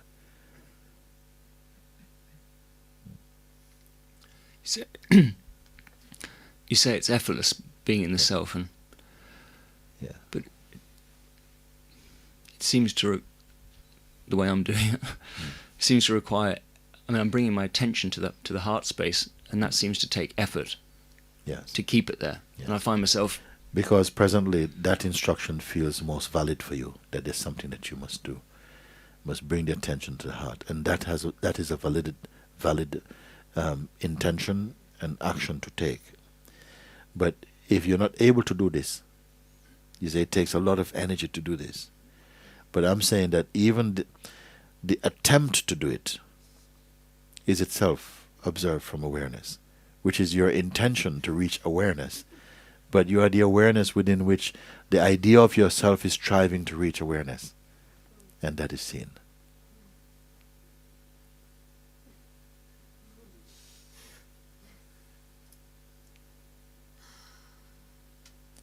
Don't give it to your mind. The mind is trying to say, but how is this? How can it work? And so on.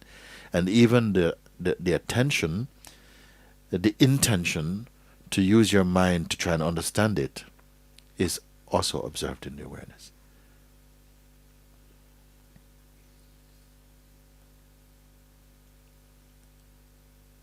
And as awareness, there's nothing to do. Everything washes up in it.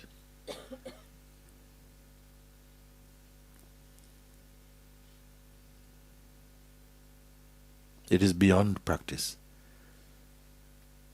The only thing that can get in the way, so to speak, is the belief that I'm not yet there. How can I get there? But for me, that's only a thought, believed in. Who is the one who believes in this thought? That one itself is also thought.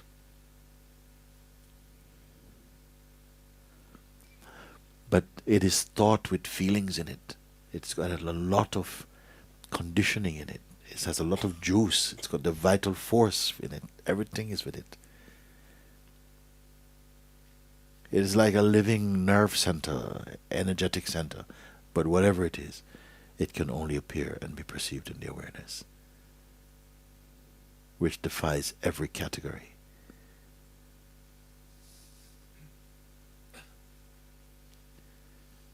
I cannot say that awareness is feeling or not feeling. It is beyond, and yet recognizing this is incomparable joy. It is undiluted bliss. I don't know if it's me or human conditioning more generally, but I always seem to be striving for some step to take, some action to do. Yes, it is natural. It is the outcome of our own conditioned upbringing that we need to achieve something. But as yet you have not tackled who is the one who will do it. You see, all accept that, yeah, I must do something. I must get from here to there. I have to start somewhere. How can I make the first step in awareness? You see. And I say, but your attempt to make that first step is already observed in the awareness itself. But something says, no, but it cannot be like, it cannot just be, because I have to do something. I say, who are you who have to do? Who are you who have to do it? It's a self-belief that is so trapped in its own intention.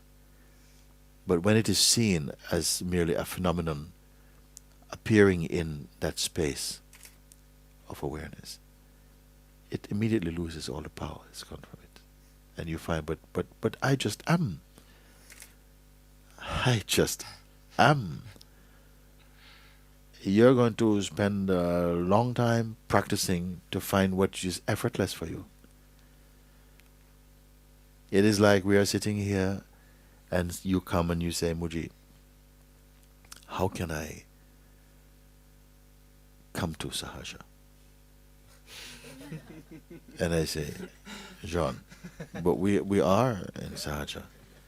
And you say, yeah, I know that intellectually. And I said, no, you don't know. We are here. Say, yeah, I know you have a special way of seeing things, Muji. But how can I actually get here? I've been trying for so long to get here. And then I say, okay, John, I tell you what to do, okay? I'll get one of the boys to drive you down to Fanchera. You go to Fanchera. Oh, good. Now you're talking, Muji. Now you're talking. You go to Fanchera, and then you take the train that goes to Faro. When you get to Faro, cross over to the other side and get a train that says Fanchera. There's a timetable there. Ask anybody. And you get to Fanchera, okay? You call us and we come and get you. And we'll take you to Sahaja. And then you say, thank you, Muji, thank you. And then we come back here and you go, but Muji, I've been here already. I said, I was trying to tell you, but you wouldn't accept it.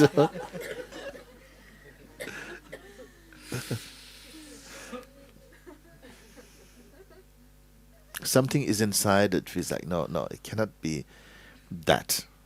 It cannot be simple like that. There must be some trick, something I'm missing. Because I try hard and I'm getting somewhere. I did try. And I did see the sign that says Fanchera. So, okay.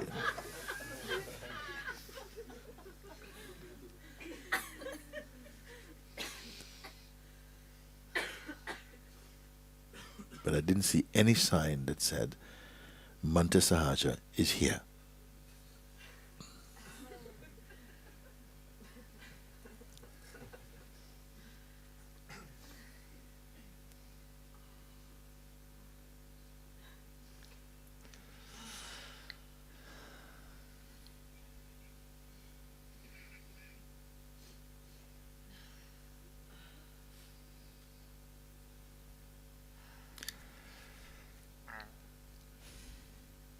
In my life, I never thought I'd get anywhere, ever.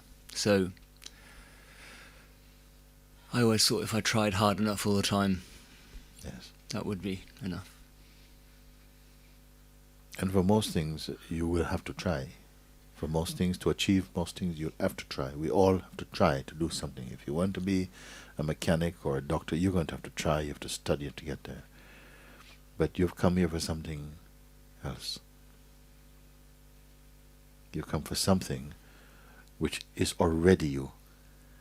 You've come here for something. This is, you see, if you say to me, you know, Muji, I would like to learn how to, I hear you're a painter, and I have an attraction for painting. I would like to do. I said, can you show me what you've done already? I look at your work. I said, it's not bad. Okay, maybe you spend some time with me. I think we'll get somewhere. But you come and you say, I'm searching for the truth of my own self. So I'm already feel, but we can do this today. You see? Then as we start to look, you start to see that, okay, this is why it felt so difficult, because there's some thought in here that it feels you cannot get rid of this thought. And this thought seems to eclipse the thing you're searching for. But the thing you're searching for is not eclipsed that way. It's like eclipsed this way.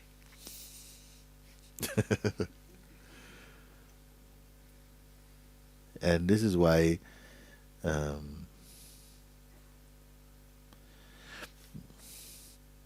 I said this before, St. Francis said, what you are searching for is already where you are searching from. It is just like that. But what gets in the way of this? It seems like, well, it seems logical enough, but I don't feel it. And I say, who is this I who doesn't feel it or does feel it? What is this I? Because this I is deeply believed in somehow. He said, but this is the only I know. And it's the only I know. What else do I know apart from my life? That is, you say. I said, okay, don't be so tight about it. Because although you feel this is all you know, as you're coming more deeply into your heart, you look back and see that that was just a small bubble in an ocean that you cannot come to the end of, which is yourself.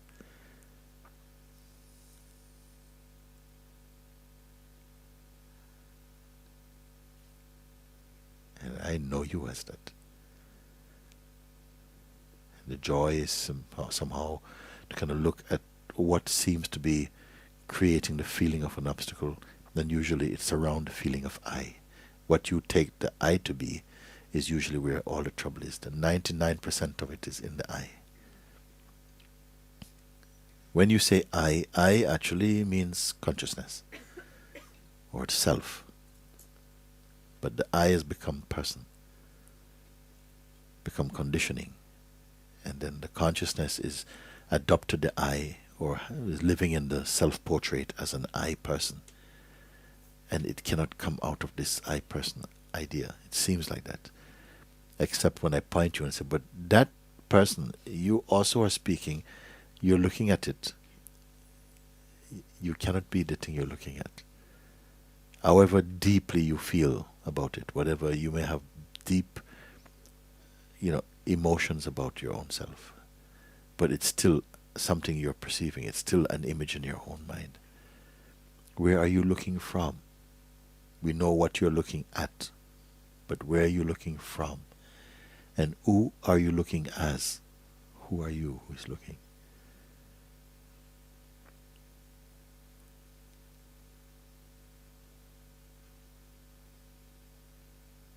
This one, nobody can find.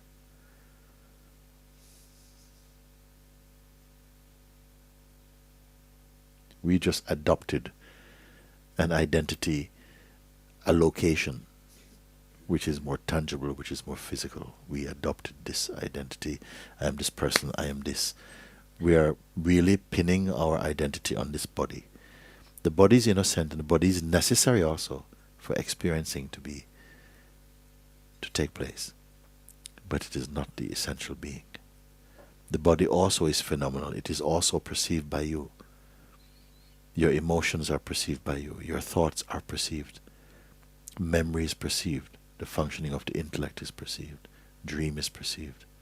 Waking state is perceived. Relationships are perceived. Everything, senses are perceived. The breath is perceived. The lungs are perceived. The beating heart is perceived. Everything is perceived. What perceives them? Can that be perceived? You see, you can only discover that. And yet, in what way can you discover it? It has no phenomenal characteristics to say, that's what I'm looking at.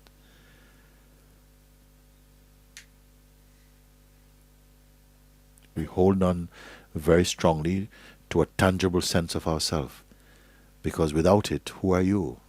We're holding on to the body. But beyond the body, who are you? You see, there's no need to be afraid. Some fear comes because usually we are not accustomed to this type of question. Everybody assumes, but this is me. My name is John. My name is Peter.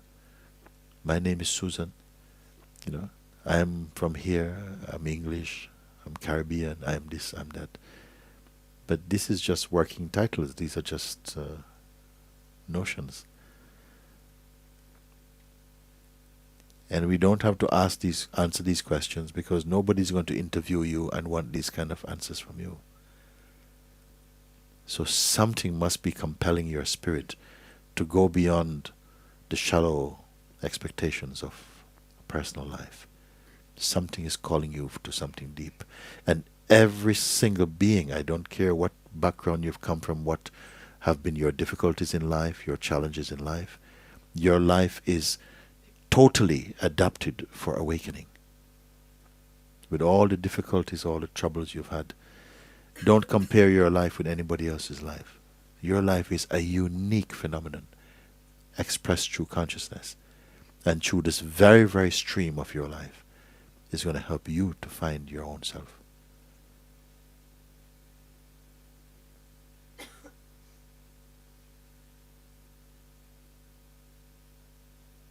Each one must overcome.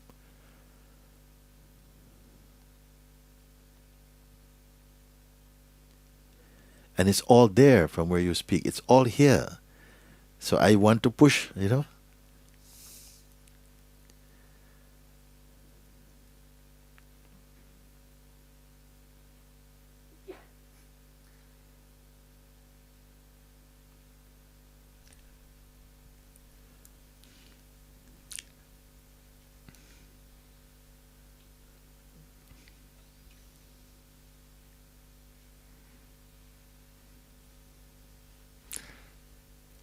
The voice arising is waiting to sit down so I can practice awareness, but I'm just going to... But even I'm watching it. If the intention to practice awareness arises, awareness cannot be practiced also. It observes the attempt to practice it, but it's not touched by that. Who is practicing it? Who will practice to be awareness? You are already the awareness. Try not to be awareness.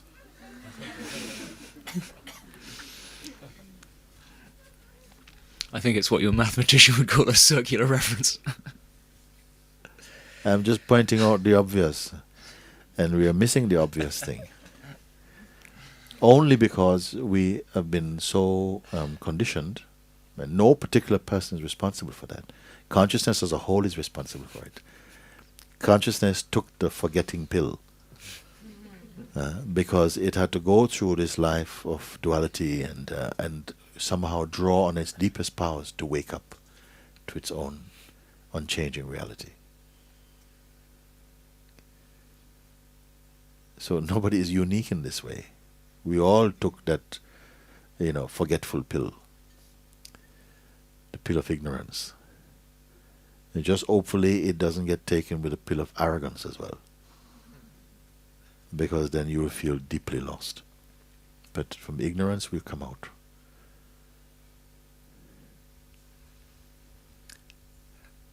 I think I may have taken a couple of those pills.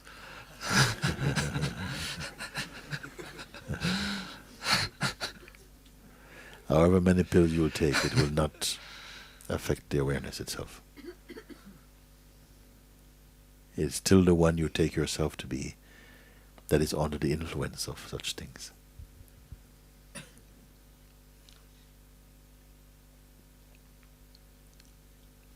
Identity is at the root of all this. Just identity. Can you say what you just said about difference, or you made a comparison, contrasted arrogance and ignorance?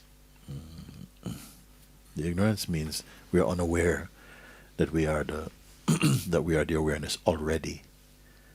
You see, arrogance is like somehow believing so firmly in the ignorance that you are a person. Oh, okay. You see, feeling some pride in being a person. You see, Okay. a kind of that it will stop you from questioning yourself, because we feel like there's something, I am special or something.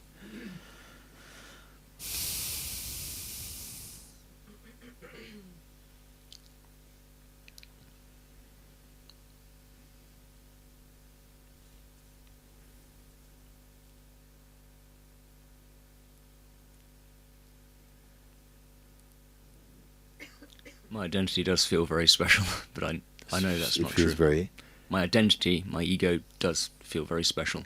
yes. It feels it's better than everyone, and all Well, the most usual people stuff. feel the same Yeah. way. Nothing unique. Most people feel everybody is the center of the universe. We're all legends in our own mind. Okay. Thank you, Muji. That's very good. Yeah.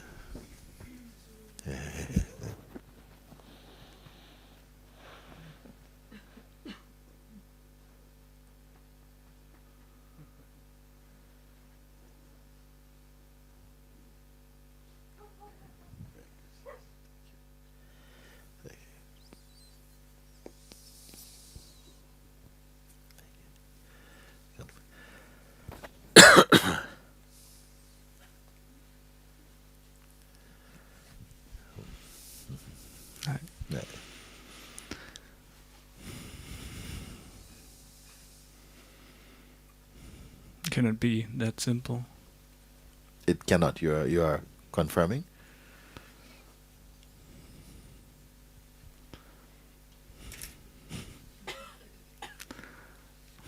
I would like to finish this journey.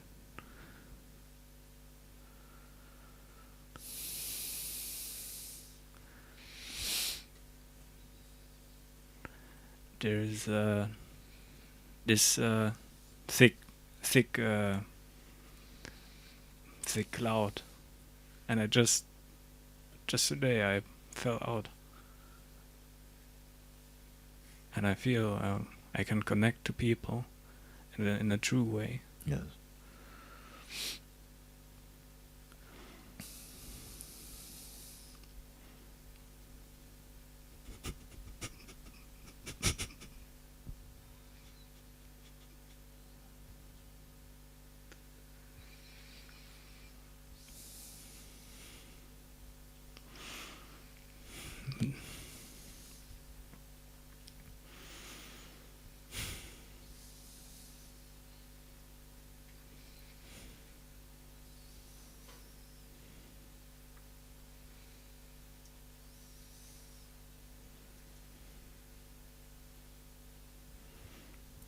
I mean, who is taking the journey anyway? There seem to be things, the scenes are changing. Things are happening somehow. This body is also engaged with certain activities and so on. Who is doing all of this stuff?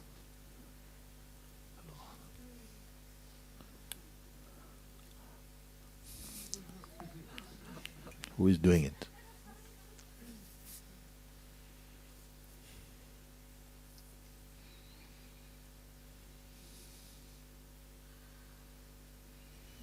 I mean, obviously it seems, but it seems an obvious question. I mean, like, of course it's me.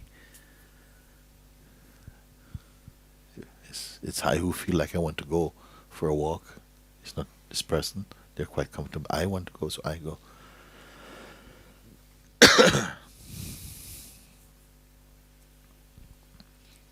But now I want to stop this journey and I can't.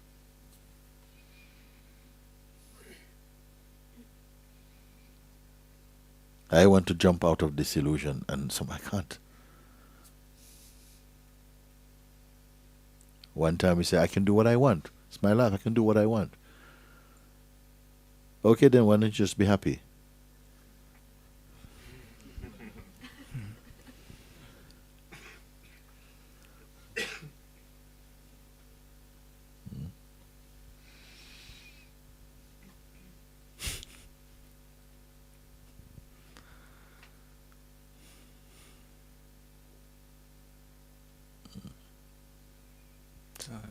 Lack of trust. Of course I want to be happy. Lack of trust is not the first and the most important problem. Not the crucial problem. The secondary problem. What is the primary problem? Mistaken identity. That's the first problem. Believing yourself to be something you're not. That is the first thing. Then other things can come in through this door.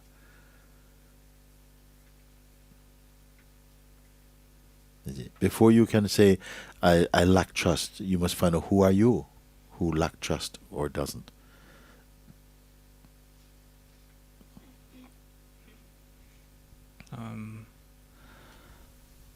It's kind of intuitive feeling.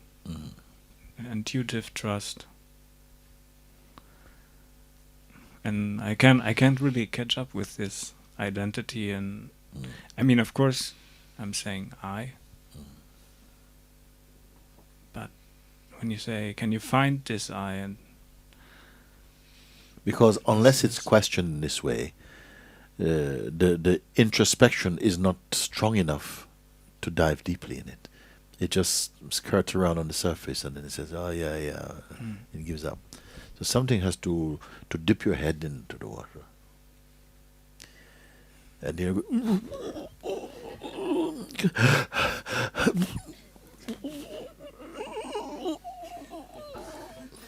it's not a nice example.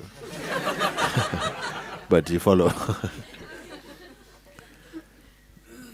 I feel that's what I'm doing with myself.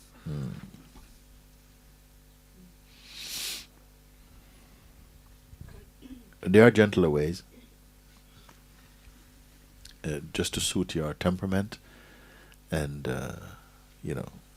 sometimes it's just delightfully simple. You think, oh my God, I'm just so happy. I didn't do anything to be happy. I'm so totally at peace. I'm so totally sort of just here. And another time it feels, oh my God, it's like my God, I feel so unworthy. I feel so all this movement is happening. No? But there will come a time when these judgments, they will not have anything to do with you. How your mind is feeling and your mind's opinions will mean nothing to you at all, because you'd have transcended the influence of that psychological aspect of the mind. This is the transcendence, see. Presently, we are still listening to what the mind's opinion is about something and so on like that. So for that to happen, you have lost your power, lost your strength, you see. The mind is the doing compartment. Beingness is not a doer, it's the isness. It just is. And in its presence, life is just functioning. Like the sun just is. It's not even shining, it just is. But because it's there, life can take place in its present. Now, if somebody goes and sits all day in the sun and gets sunburned or something, you can't blame the sun for it. It just is like that. And you must find your isness also. When I say look for that which is effortless in you, where will you go to? Where will you start looking? Where will you start looking? Do you need to make one step anywhere? You see, just at least opening up for the possibility for this question to reveal its own light, its own power, already is undoing so much nonsense. You see, you cannot bring your mind into this search, the usual scholarly mind, to try and discover the absolute. It just won't go. It will only speculate and give you more things to do and to jump over this and climb under that and so on.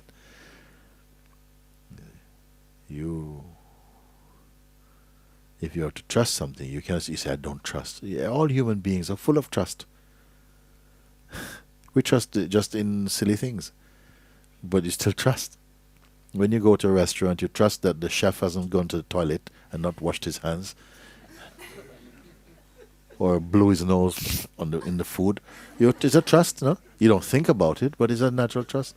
Or you take a plane that the pilot didn't divorce his wife and will crash the bloody plane. You know, so it's a trust. We have it, but we don't somehow think about it. When it says to trust in the one thing that's worthy of trusting in, oh, I don't know about that. So I think, God is having a laugh.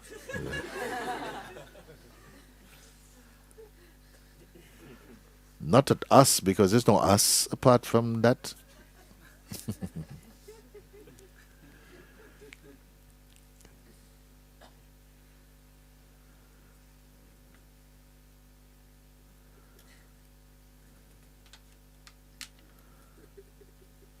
When God wants to experience paranoia, he becomes human being.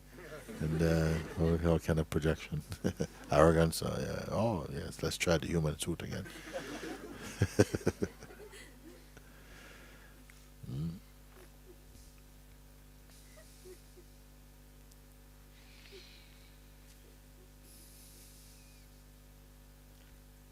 I'm just very touched by some beings who come here and really don't claim anything and just leave. And I can really see in comparison to them how I think that I am something, but I don't really know what I think I am. But I feel more somebody compared to them, and I'm envying them. Why not you are being inspired by them? Yeah. Because their way puts light on your way. And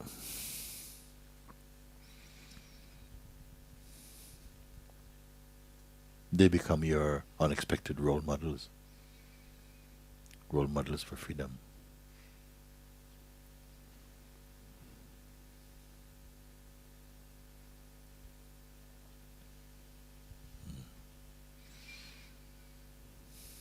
It's a question of somehow of timing also.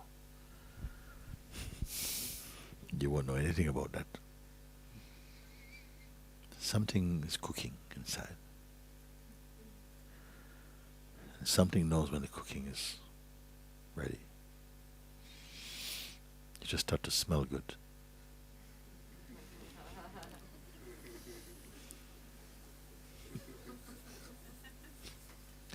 So when God sees you, he licks his lips.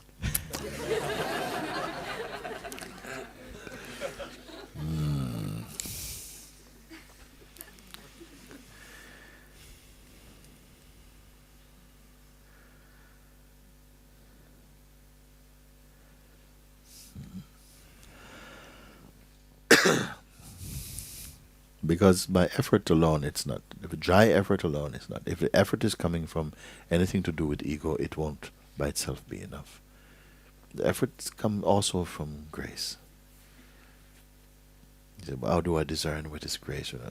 I just say, keep quiet for now. Just keep showing up. Just keep showing up. That I'm here for this. Don't try to understand too much. Otherwise, everything become again some big complexity.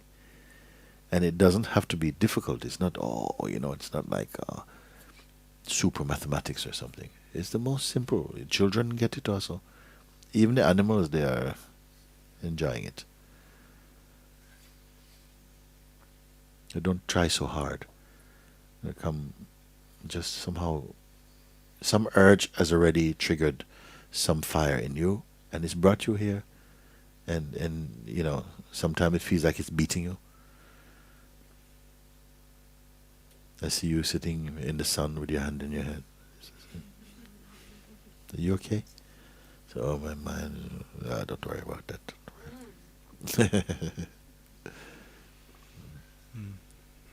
Because I have a good feeling about you. And I think you are a bit on fire for the moment, but it's good.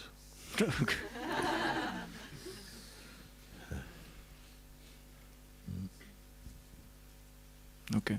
Good. Okay.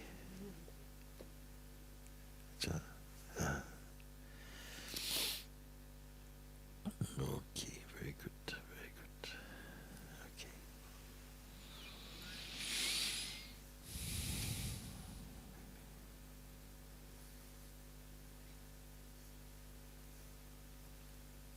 Very good. Okay. Okay, we just take you now and then we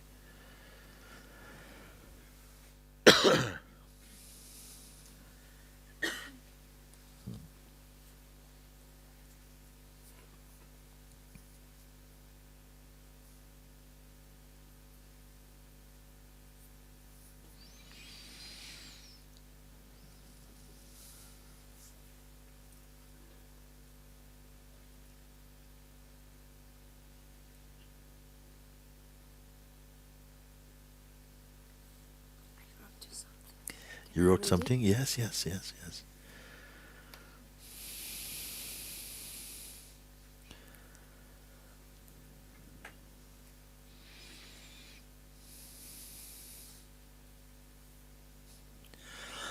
That's good.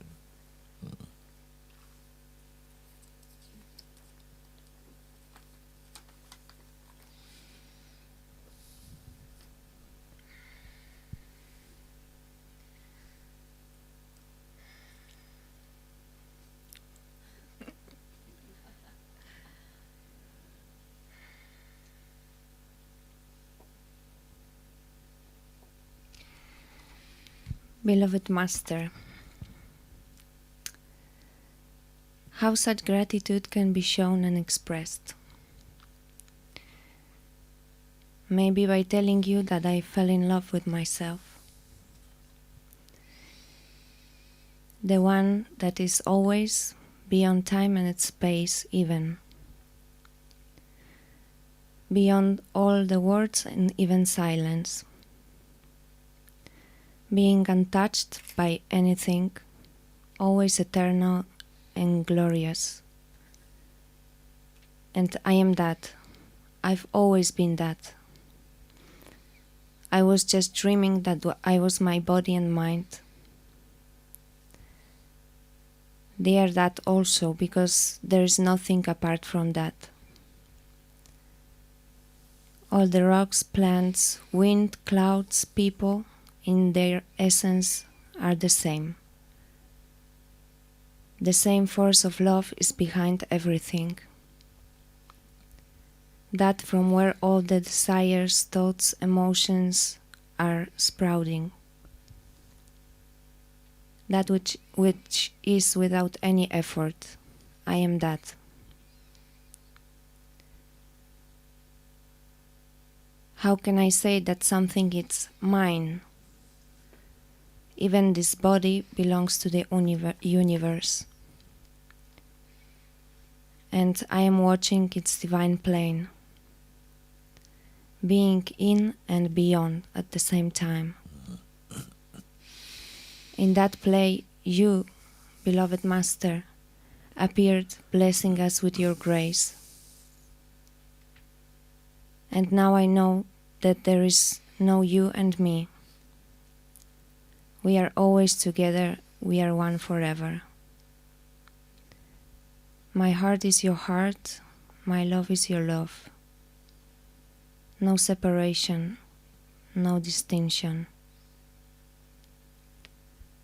I love you and I'm always at your feet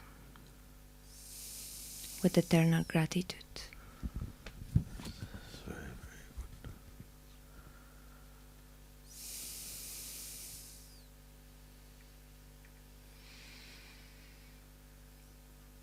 The one whose mind and attention has again gone back. I said today, someone came to Sri Ramana Maharshi and he asked the master, please show me the way home. And the master said, go back the way you came. Go back the way you came. Trace your step back and it will take you to the source itself. Only when you go back to the source. And this back is not returning this way. It's returning this way. Somehow, internally, somehow. You're looking beyond all the regions, all the layers of projections and manifestation. You're saying, but I see this. I see even my hand, I see my senses. They are perceived by me. My emotions, my tears, my laughing, my crying, they also are perceived in me. My imagination, my desires, my relationships, my emotions, they also are perceived by me. They are not perceiving me, I am perceiving them. My life, faith, my hopes, aspirations, past, future, are these not also perceived by myself? When finally everything is looked at and say, no, I cannot be that. It is connected to me. It cannot exist apart from myself because I'm the perceiver of them. Can I myself be perceived also? Like I can perceive the star and the moon. If I was not here, could they be perceived by me? I'm not here. First I am here and then I saw them. But that which is perceiving everything, including what's this body, outside and inside, the feelings and everything on this side of the body, on this side of the eyes, are being perceived. And then behind the eyes, in the place of emotion and thought and feelings and sensations, that is also perceived. But the perceiver of all these, can this perceiver be perceived also? Meaning, does it have some shape? Can it be identified? So something has looked, no? Some looking has taken place. If the perceiver can be perceived, there must be another perceiver also to perceive this one. Then are there just a series of perceivers? And if there are a series of perceivers, who ultimately perceive all of them?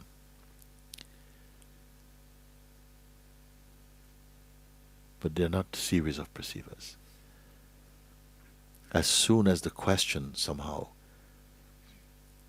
begins to come alive in you, there's a deep satisfaction. First, a fire might come. A fire might come. And after the fire, a calm will come. And that will also be perceived. A silence will come. That is also perceived. But that which perceives, can it be perceived? Well, somehow it can be perceived, but not by another. not by another. It alone can perceive itself.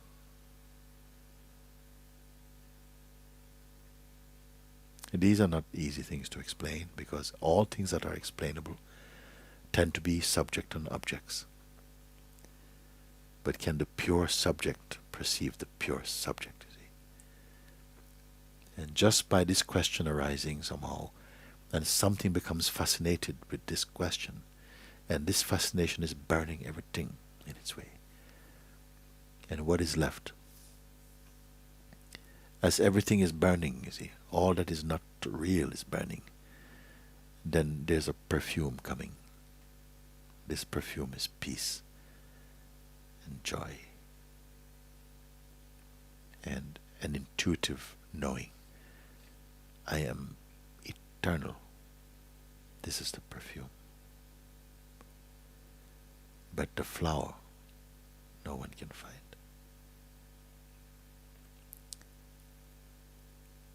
Where does perfume come from?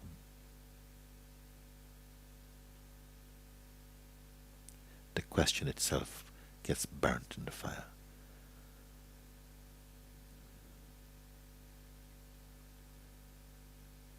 Only then you can begin to write something like that. Unless you read it in some book and you say, I like this, I can connect with this intellectually. But if you have looked with your own eyes, with your own heart, look, these will begin to confirm themselves.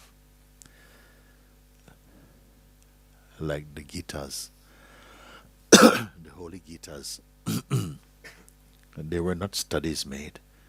They are just erupting. They're just emerging out of that source joy. They're just emerging. Like this, it is coming. These sweet, profound utterances. They are like the perfume coming out of this.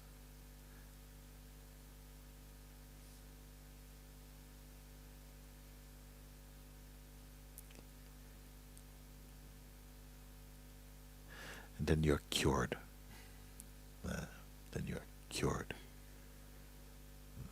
Cured of all delusion.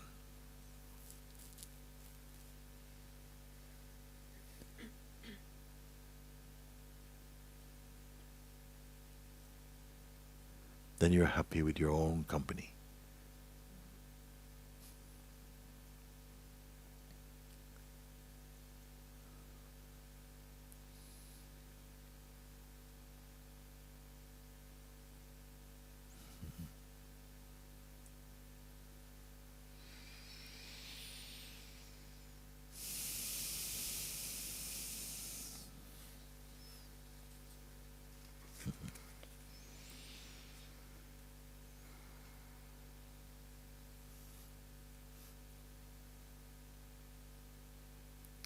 Sri Nisargadatta Maharaj said, I trusted to my guru, and I did the same.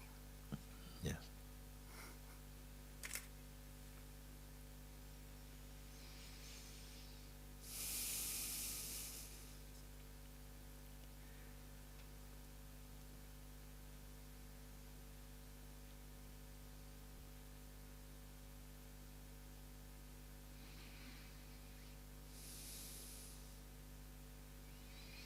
The one who trusts like that crosses the ocean of samsara without being wet.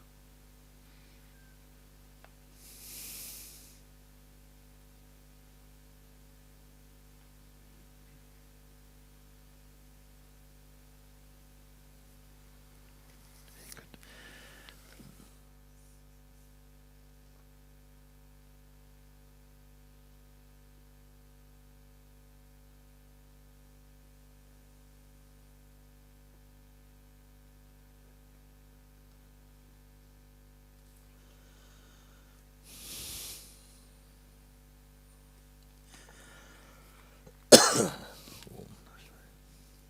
Very good.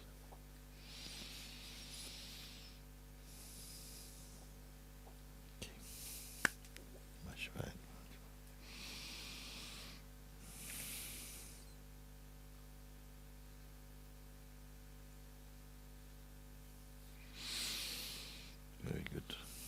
who will play something today? You want to come and say something? Okay, come. Mm. Mm. Oh, to translate Portuguese? Sim. You can go. Here we have a...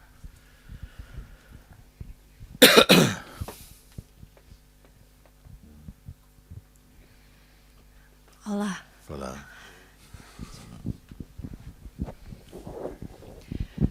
Eu estou à espera de morrer. I'm waiting for die. You're waiting to die. Sim, Já. acabou para mim. It's over for me.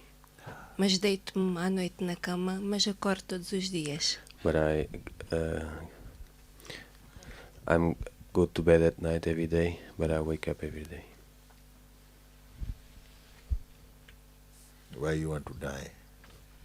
Porque é que queres morrer? Eu já vi tudo. Já tive filhos, já nasci, já ajudei, já trabalhei, já cheirei, já tomei banho no mar, já vi a neve, já senti o vento. I already seen everything. I have kids. I have work. I've seen the sea. I have grandchildren. I have done everything. Have you seen yourself? Às vezes. E estou Sometimes, cansada também, muito de mim. and she's tired about herself. Well, you can never be tired about this self that I'm speaking about. Maybe you have done all the things that you human beings expect to do in the life, no? Talvez já tenhas feito tudo aquilo que todos os seres humanos esperavam fazer na vida. Sim, Yes. agora estou à espera de morrer. Yeah. Não, But No. it's not enough. mas não é suficiente. No. Mas eu estou cansada. But I'm tired. Of that, we're tired of that one. Tired of that. Close the curtain on that one. Yeah? But that's not the end. That's not what this world has to offer. That's not what your existence has to offer. Não é o que este mundo tem para te oferecer. Não é o que a existência tem para te oferecer. Não é isso. Because all these things, they come and go. Essas coisas todas vêm e vão. There is something that doesn't come and go.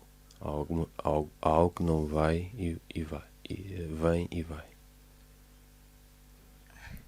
Mas eu quero ir para perto de Jesus Cristo.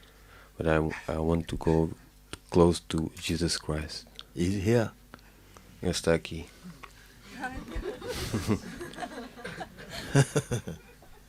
He's here, sitting inside your heart. He's here. Está aqui sentado dentro do teu coração.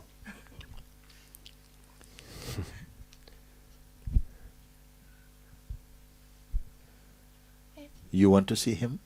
Queres vê-lo? Eu falo com ele. I talk to him. You talk to him? Sim. Have you seen him? Já o vistes? Sim. Nas árvores e no mar. Sinto. Yes, as you saw in the trees and in the sea. Só falta morrer mesmo. It's only missing is to die. What is missing is to die. To go away. Yes.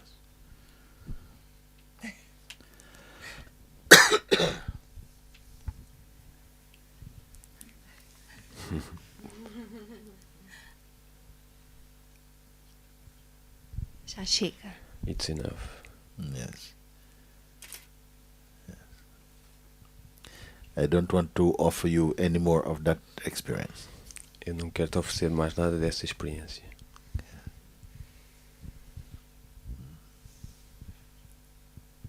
When you know the life, you will not mention the word death. You know, the real life. There is no death. Mind offers you a life with death at the end of it. A mente oferece-te uma vida com a morte no final dela. But the heart offers you a life eternal. Mas o coração oferece-te uma vida eterna. The real life. A verdadeira vida. Not about things. As coisas não são importantes. Yes. But to discover the Holy Spirit of God inside you. mas descobrir o verdadeiro Espírito de Deus dentro de ti.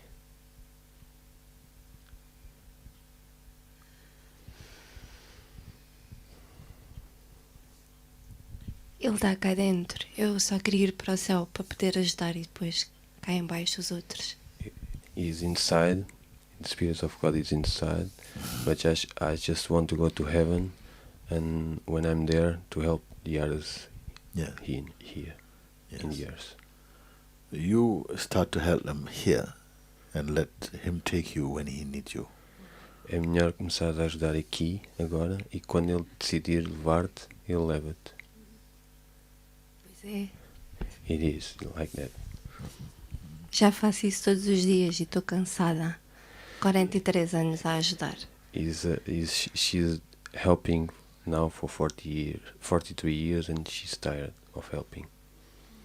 Then don't help. Não ajudes, então.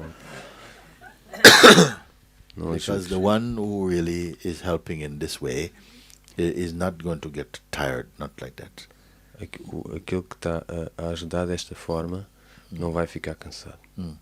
They don't feel they're doing anything. Eles não sentem que estão a fazer alguma coisa. They feel God is doing everything. Eles sentem que Deus está a fazer tudo.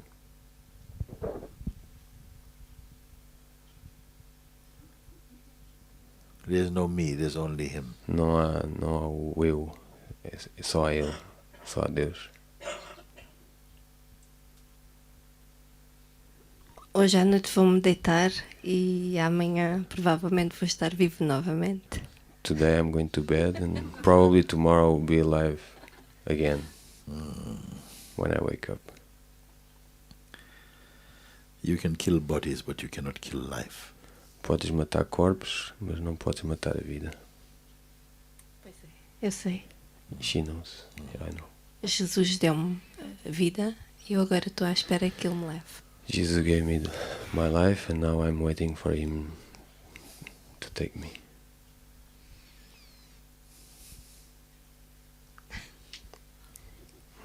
Obrigada. Thank you. Thank you. Obrigado.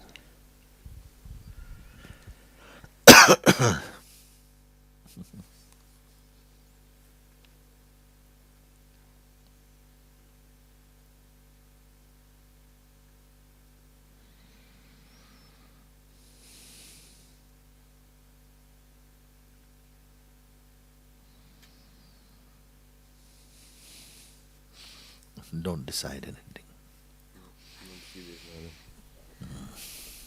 Offer up everything. Oferece tudo.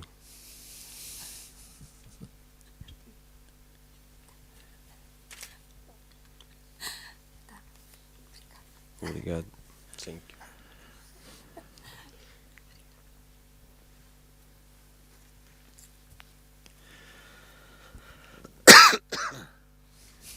Someone is going to come and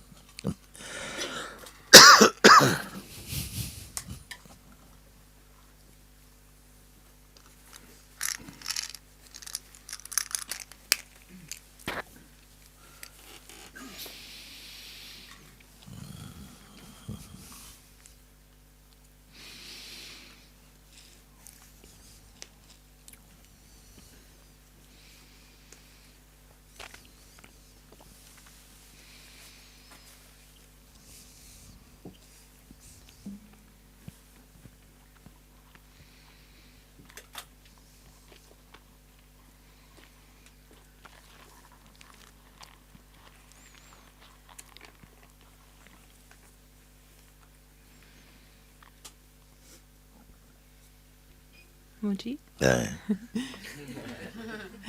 The song came the other day Oh, in Swedish, but I translate in English. okay. All is well, my God, all is well. All is well, my Lord, so very well. You are dancing this body on the path of life, and every step taken is yours. All is well, O Lord, all is well, so very well.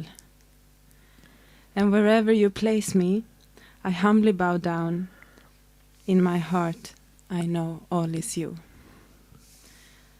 All is well, O Lord, all is well, so very well.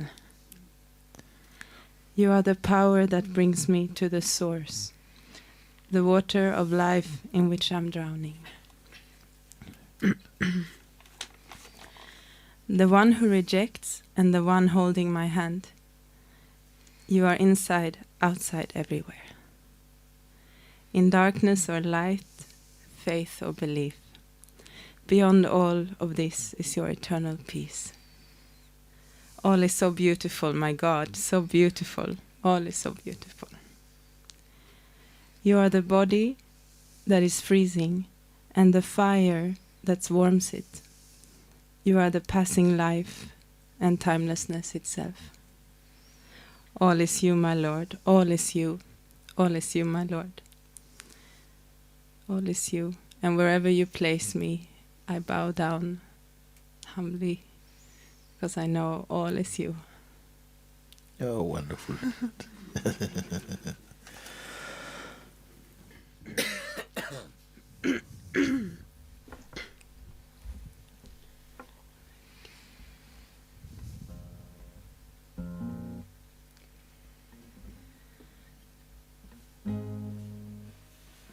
Allt är väl, min Gud, allt är väl. Allt är väl, min Gud, allt är väl. Du dansar denna kroppen på livets väg, och varje steg som tas är dina.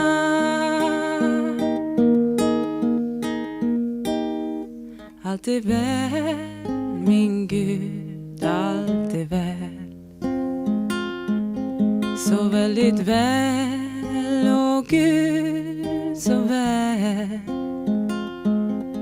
Och vart du än placerar mig, jag bugar djupt. I mitt hjärta vet jag att allt är du. Allt är väl, min Gud, allt är väl. Så väldigt väl, min Gud, åh så väl. Allt är väl, min Gud, allt är väl. Så väldigt väl, min Gud, så väl. Du är kraften som bär mig till källan. Du är livets vatten som jag drunknar i. Den som avvisar och den som håller handen. Inuti och utanför, jag överallt. I ljus eller mörker, tvivel eller tro. Bortom allt finns bara din ro. Och allt är fint, min Gud, så fint. Så väldigt fint, min Gud, så fint. Allt är fint, min Gud, så fint. Så väldigt fint, min Gud, ja så fint. Du är kroppen som fryser och elden som värmer. Livet som passerar och tidlösheten skälps. Och allt är du, min Gud, allt är du. Bara du, min Gud, allt är du. Allt är du, min Gud, min Gud. Bara du.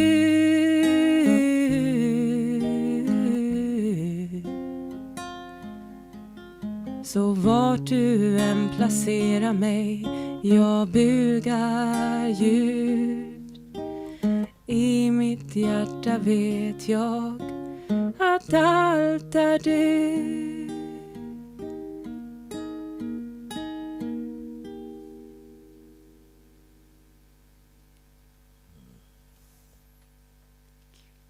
Yeah, very beautiful.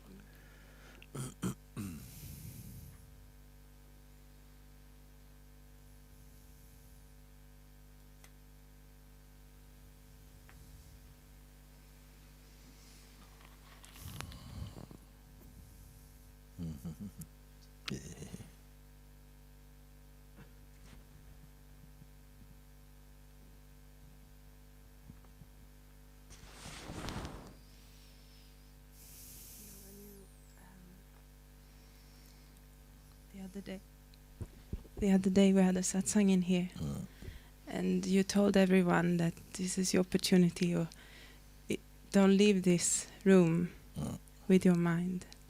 Leave everything inside. And I would like to give this opportunity to everyone, that when they walk out of this door. Yes, we that spoke they- like that, no? Because we were here and I say, it is possible, no, to walk through yourself. I felt this is what happened. I was so touched by that inner presence that I just walked out of my life.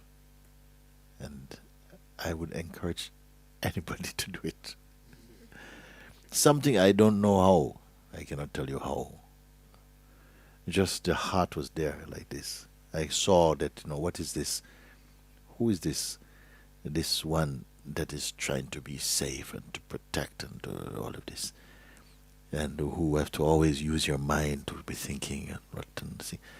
And something just came, just walk away from him, walk out of his life. But he didn't go away. Kept coming back. Keep walking out like that. And so like this we were here and I said like that. Yes, you can have this, at least have this attitude in your heart. Yeah. Those of you who want. If you don't want, it's no problem. So we were here and I said, when you go through this door, leave your mind behind. Just go. And let your life dance. You see? Yes. Leave your existence to existence. Yes. Stop holding on to yourself. No, just go. Because life is spontaneity and freshness. You don't have to be walking around carrying the past in your handbag. Always referring to past and future. No. Like the wind. It doesn't plan to blow tomorrow. It's just here, fresh. I cannot say you can do. I say that you are free. You are freedom itself. You are peace itself. Sometimes you have to be told things you cannot do. Sometimes you have to be told some things that you cannot do. Something deep alone can show itself. Not the person cannot do.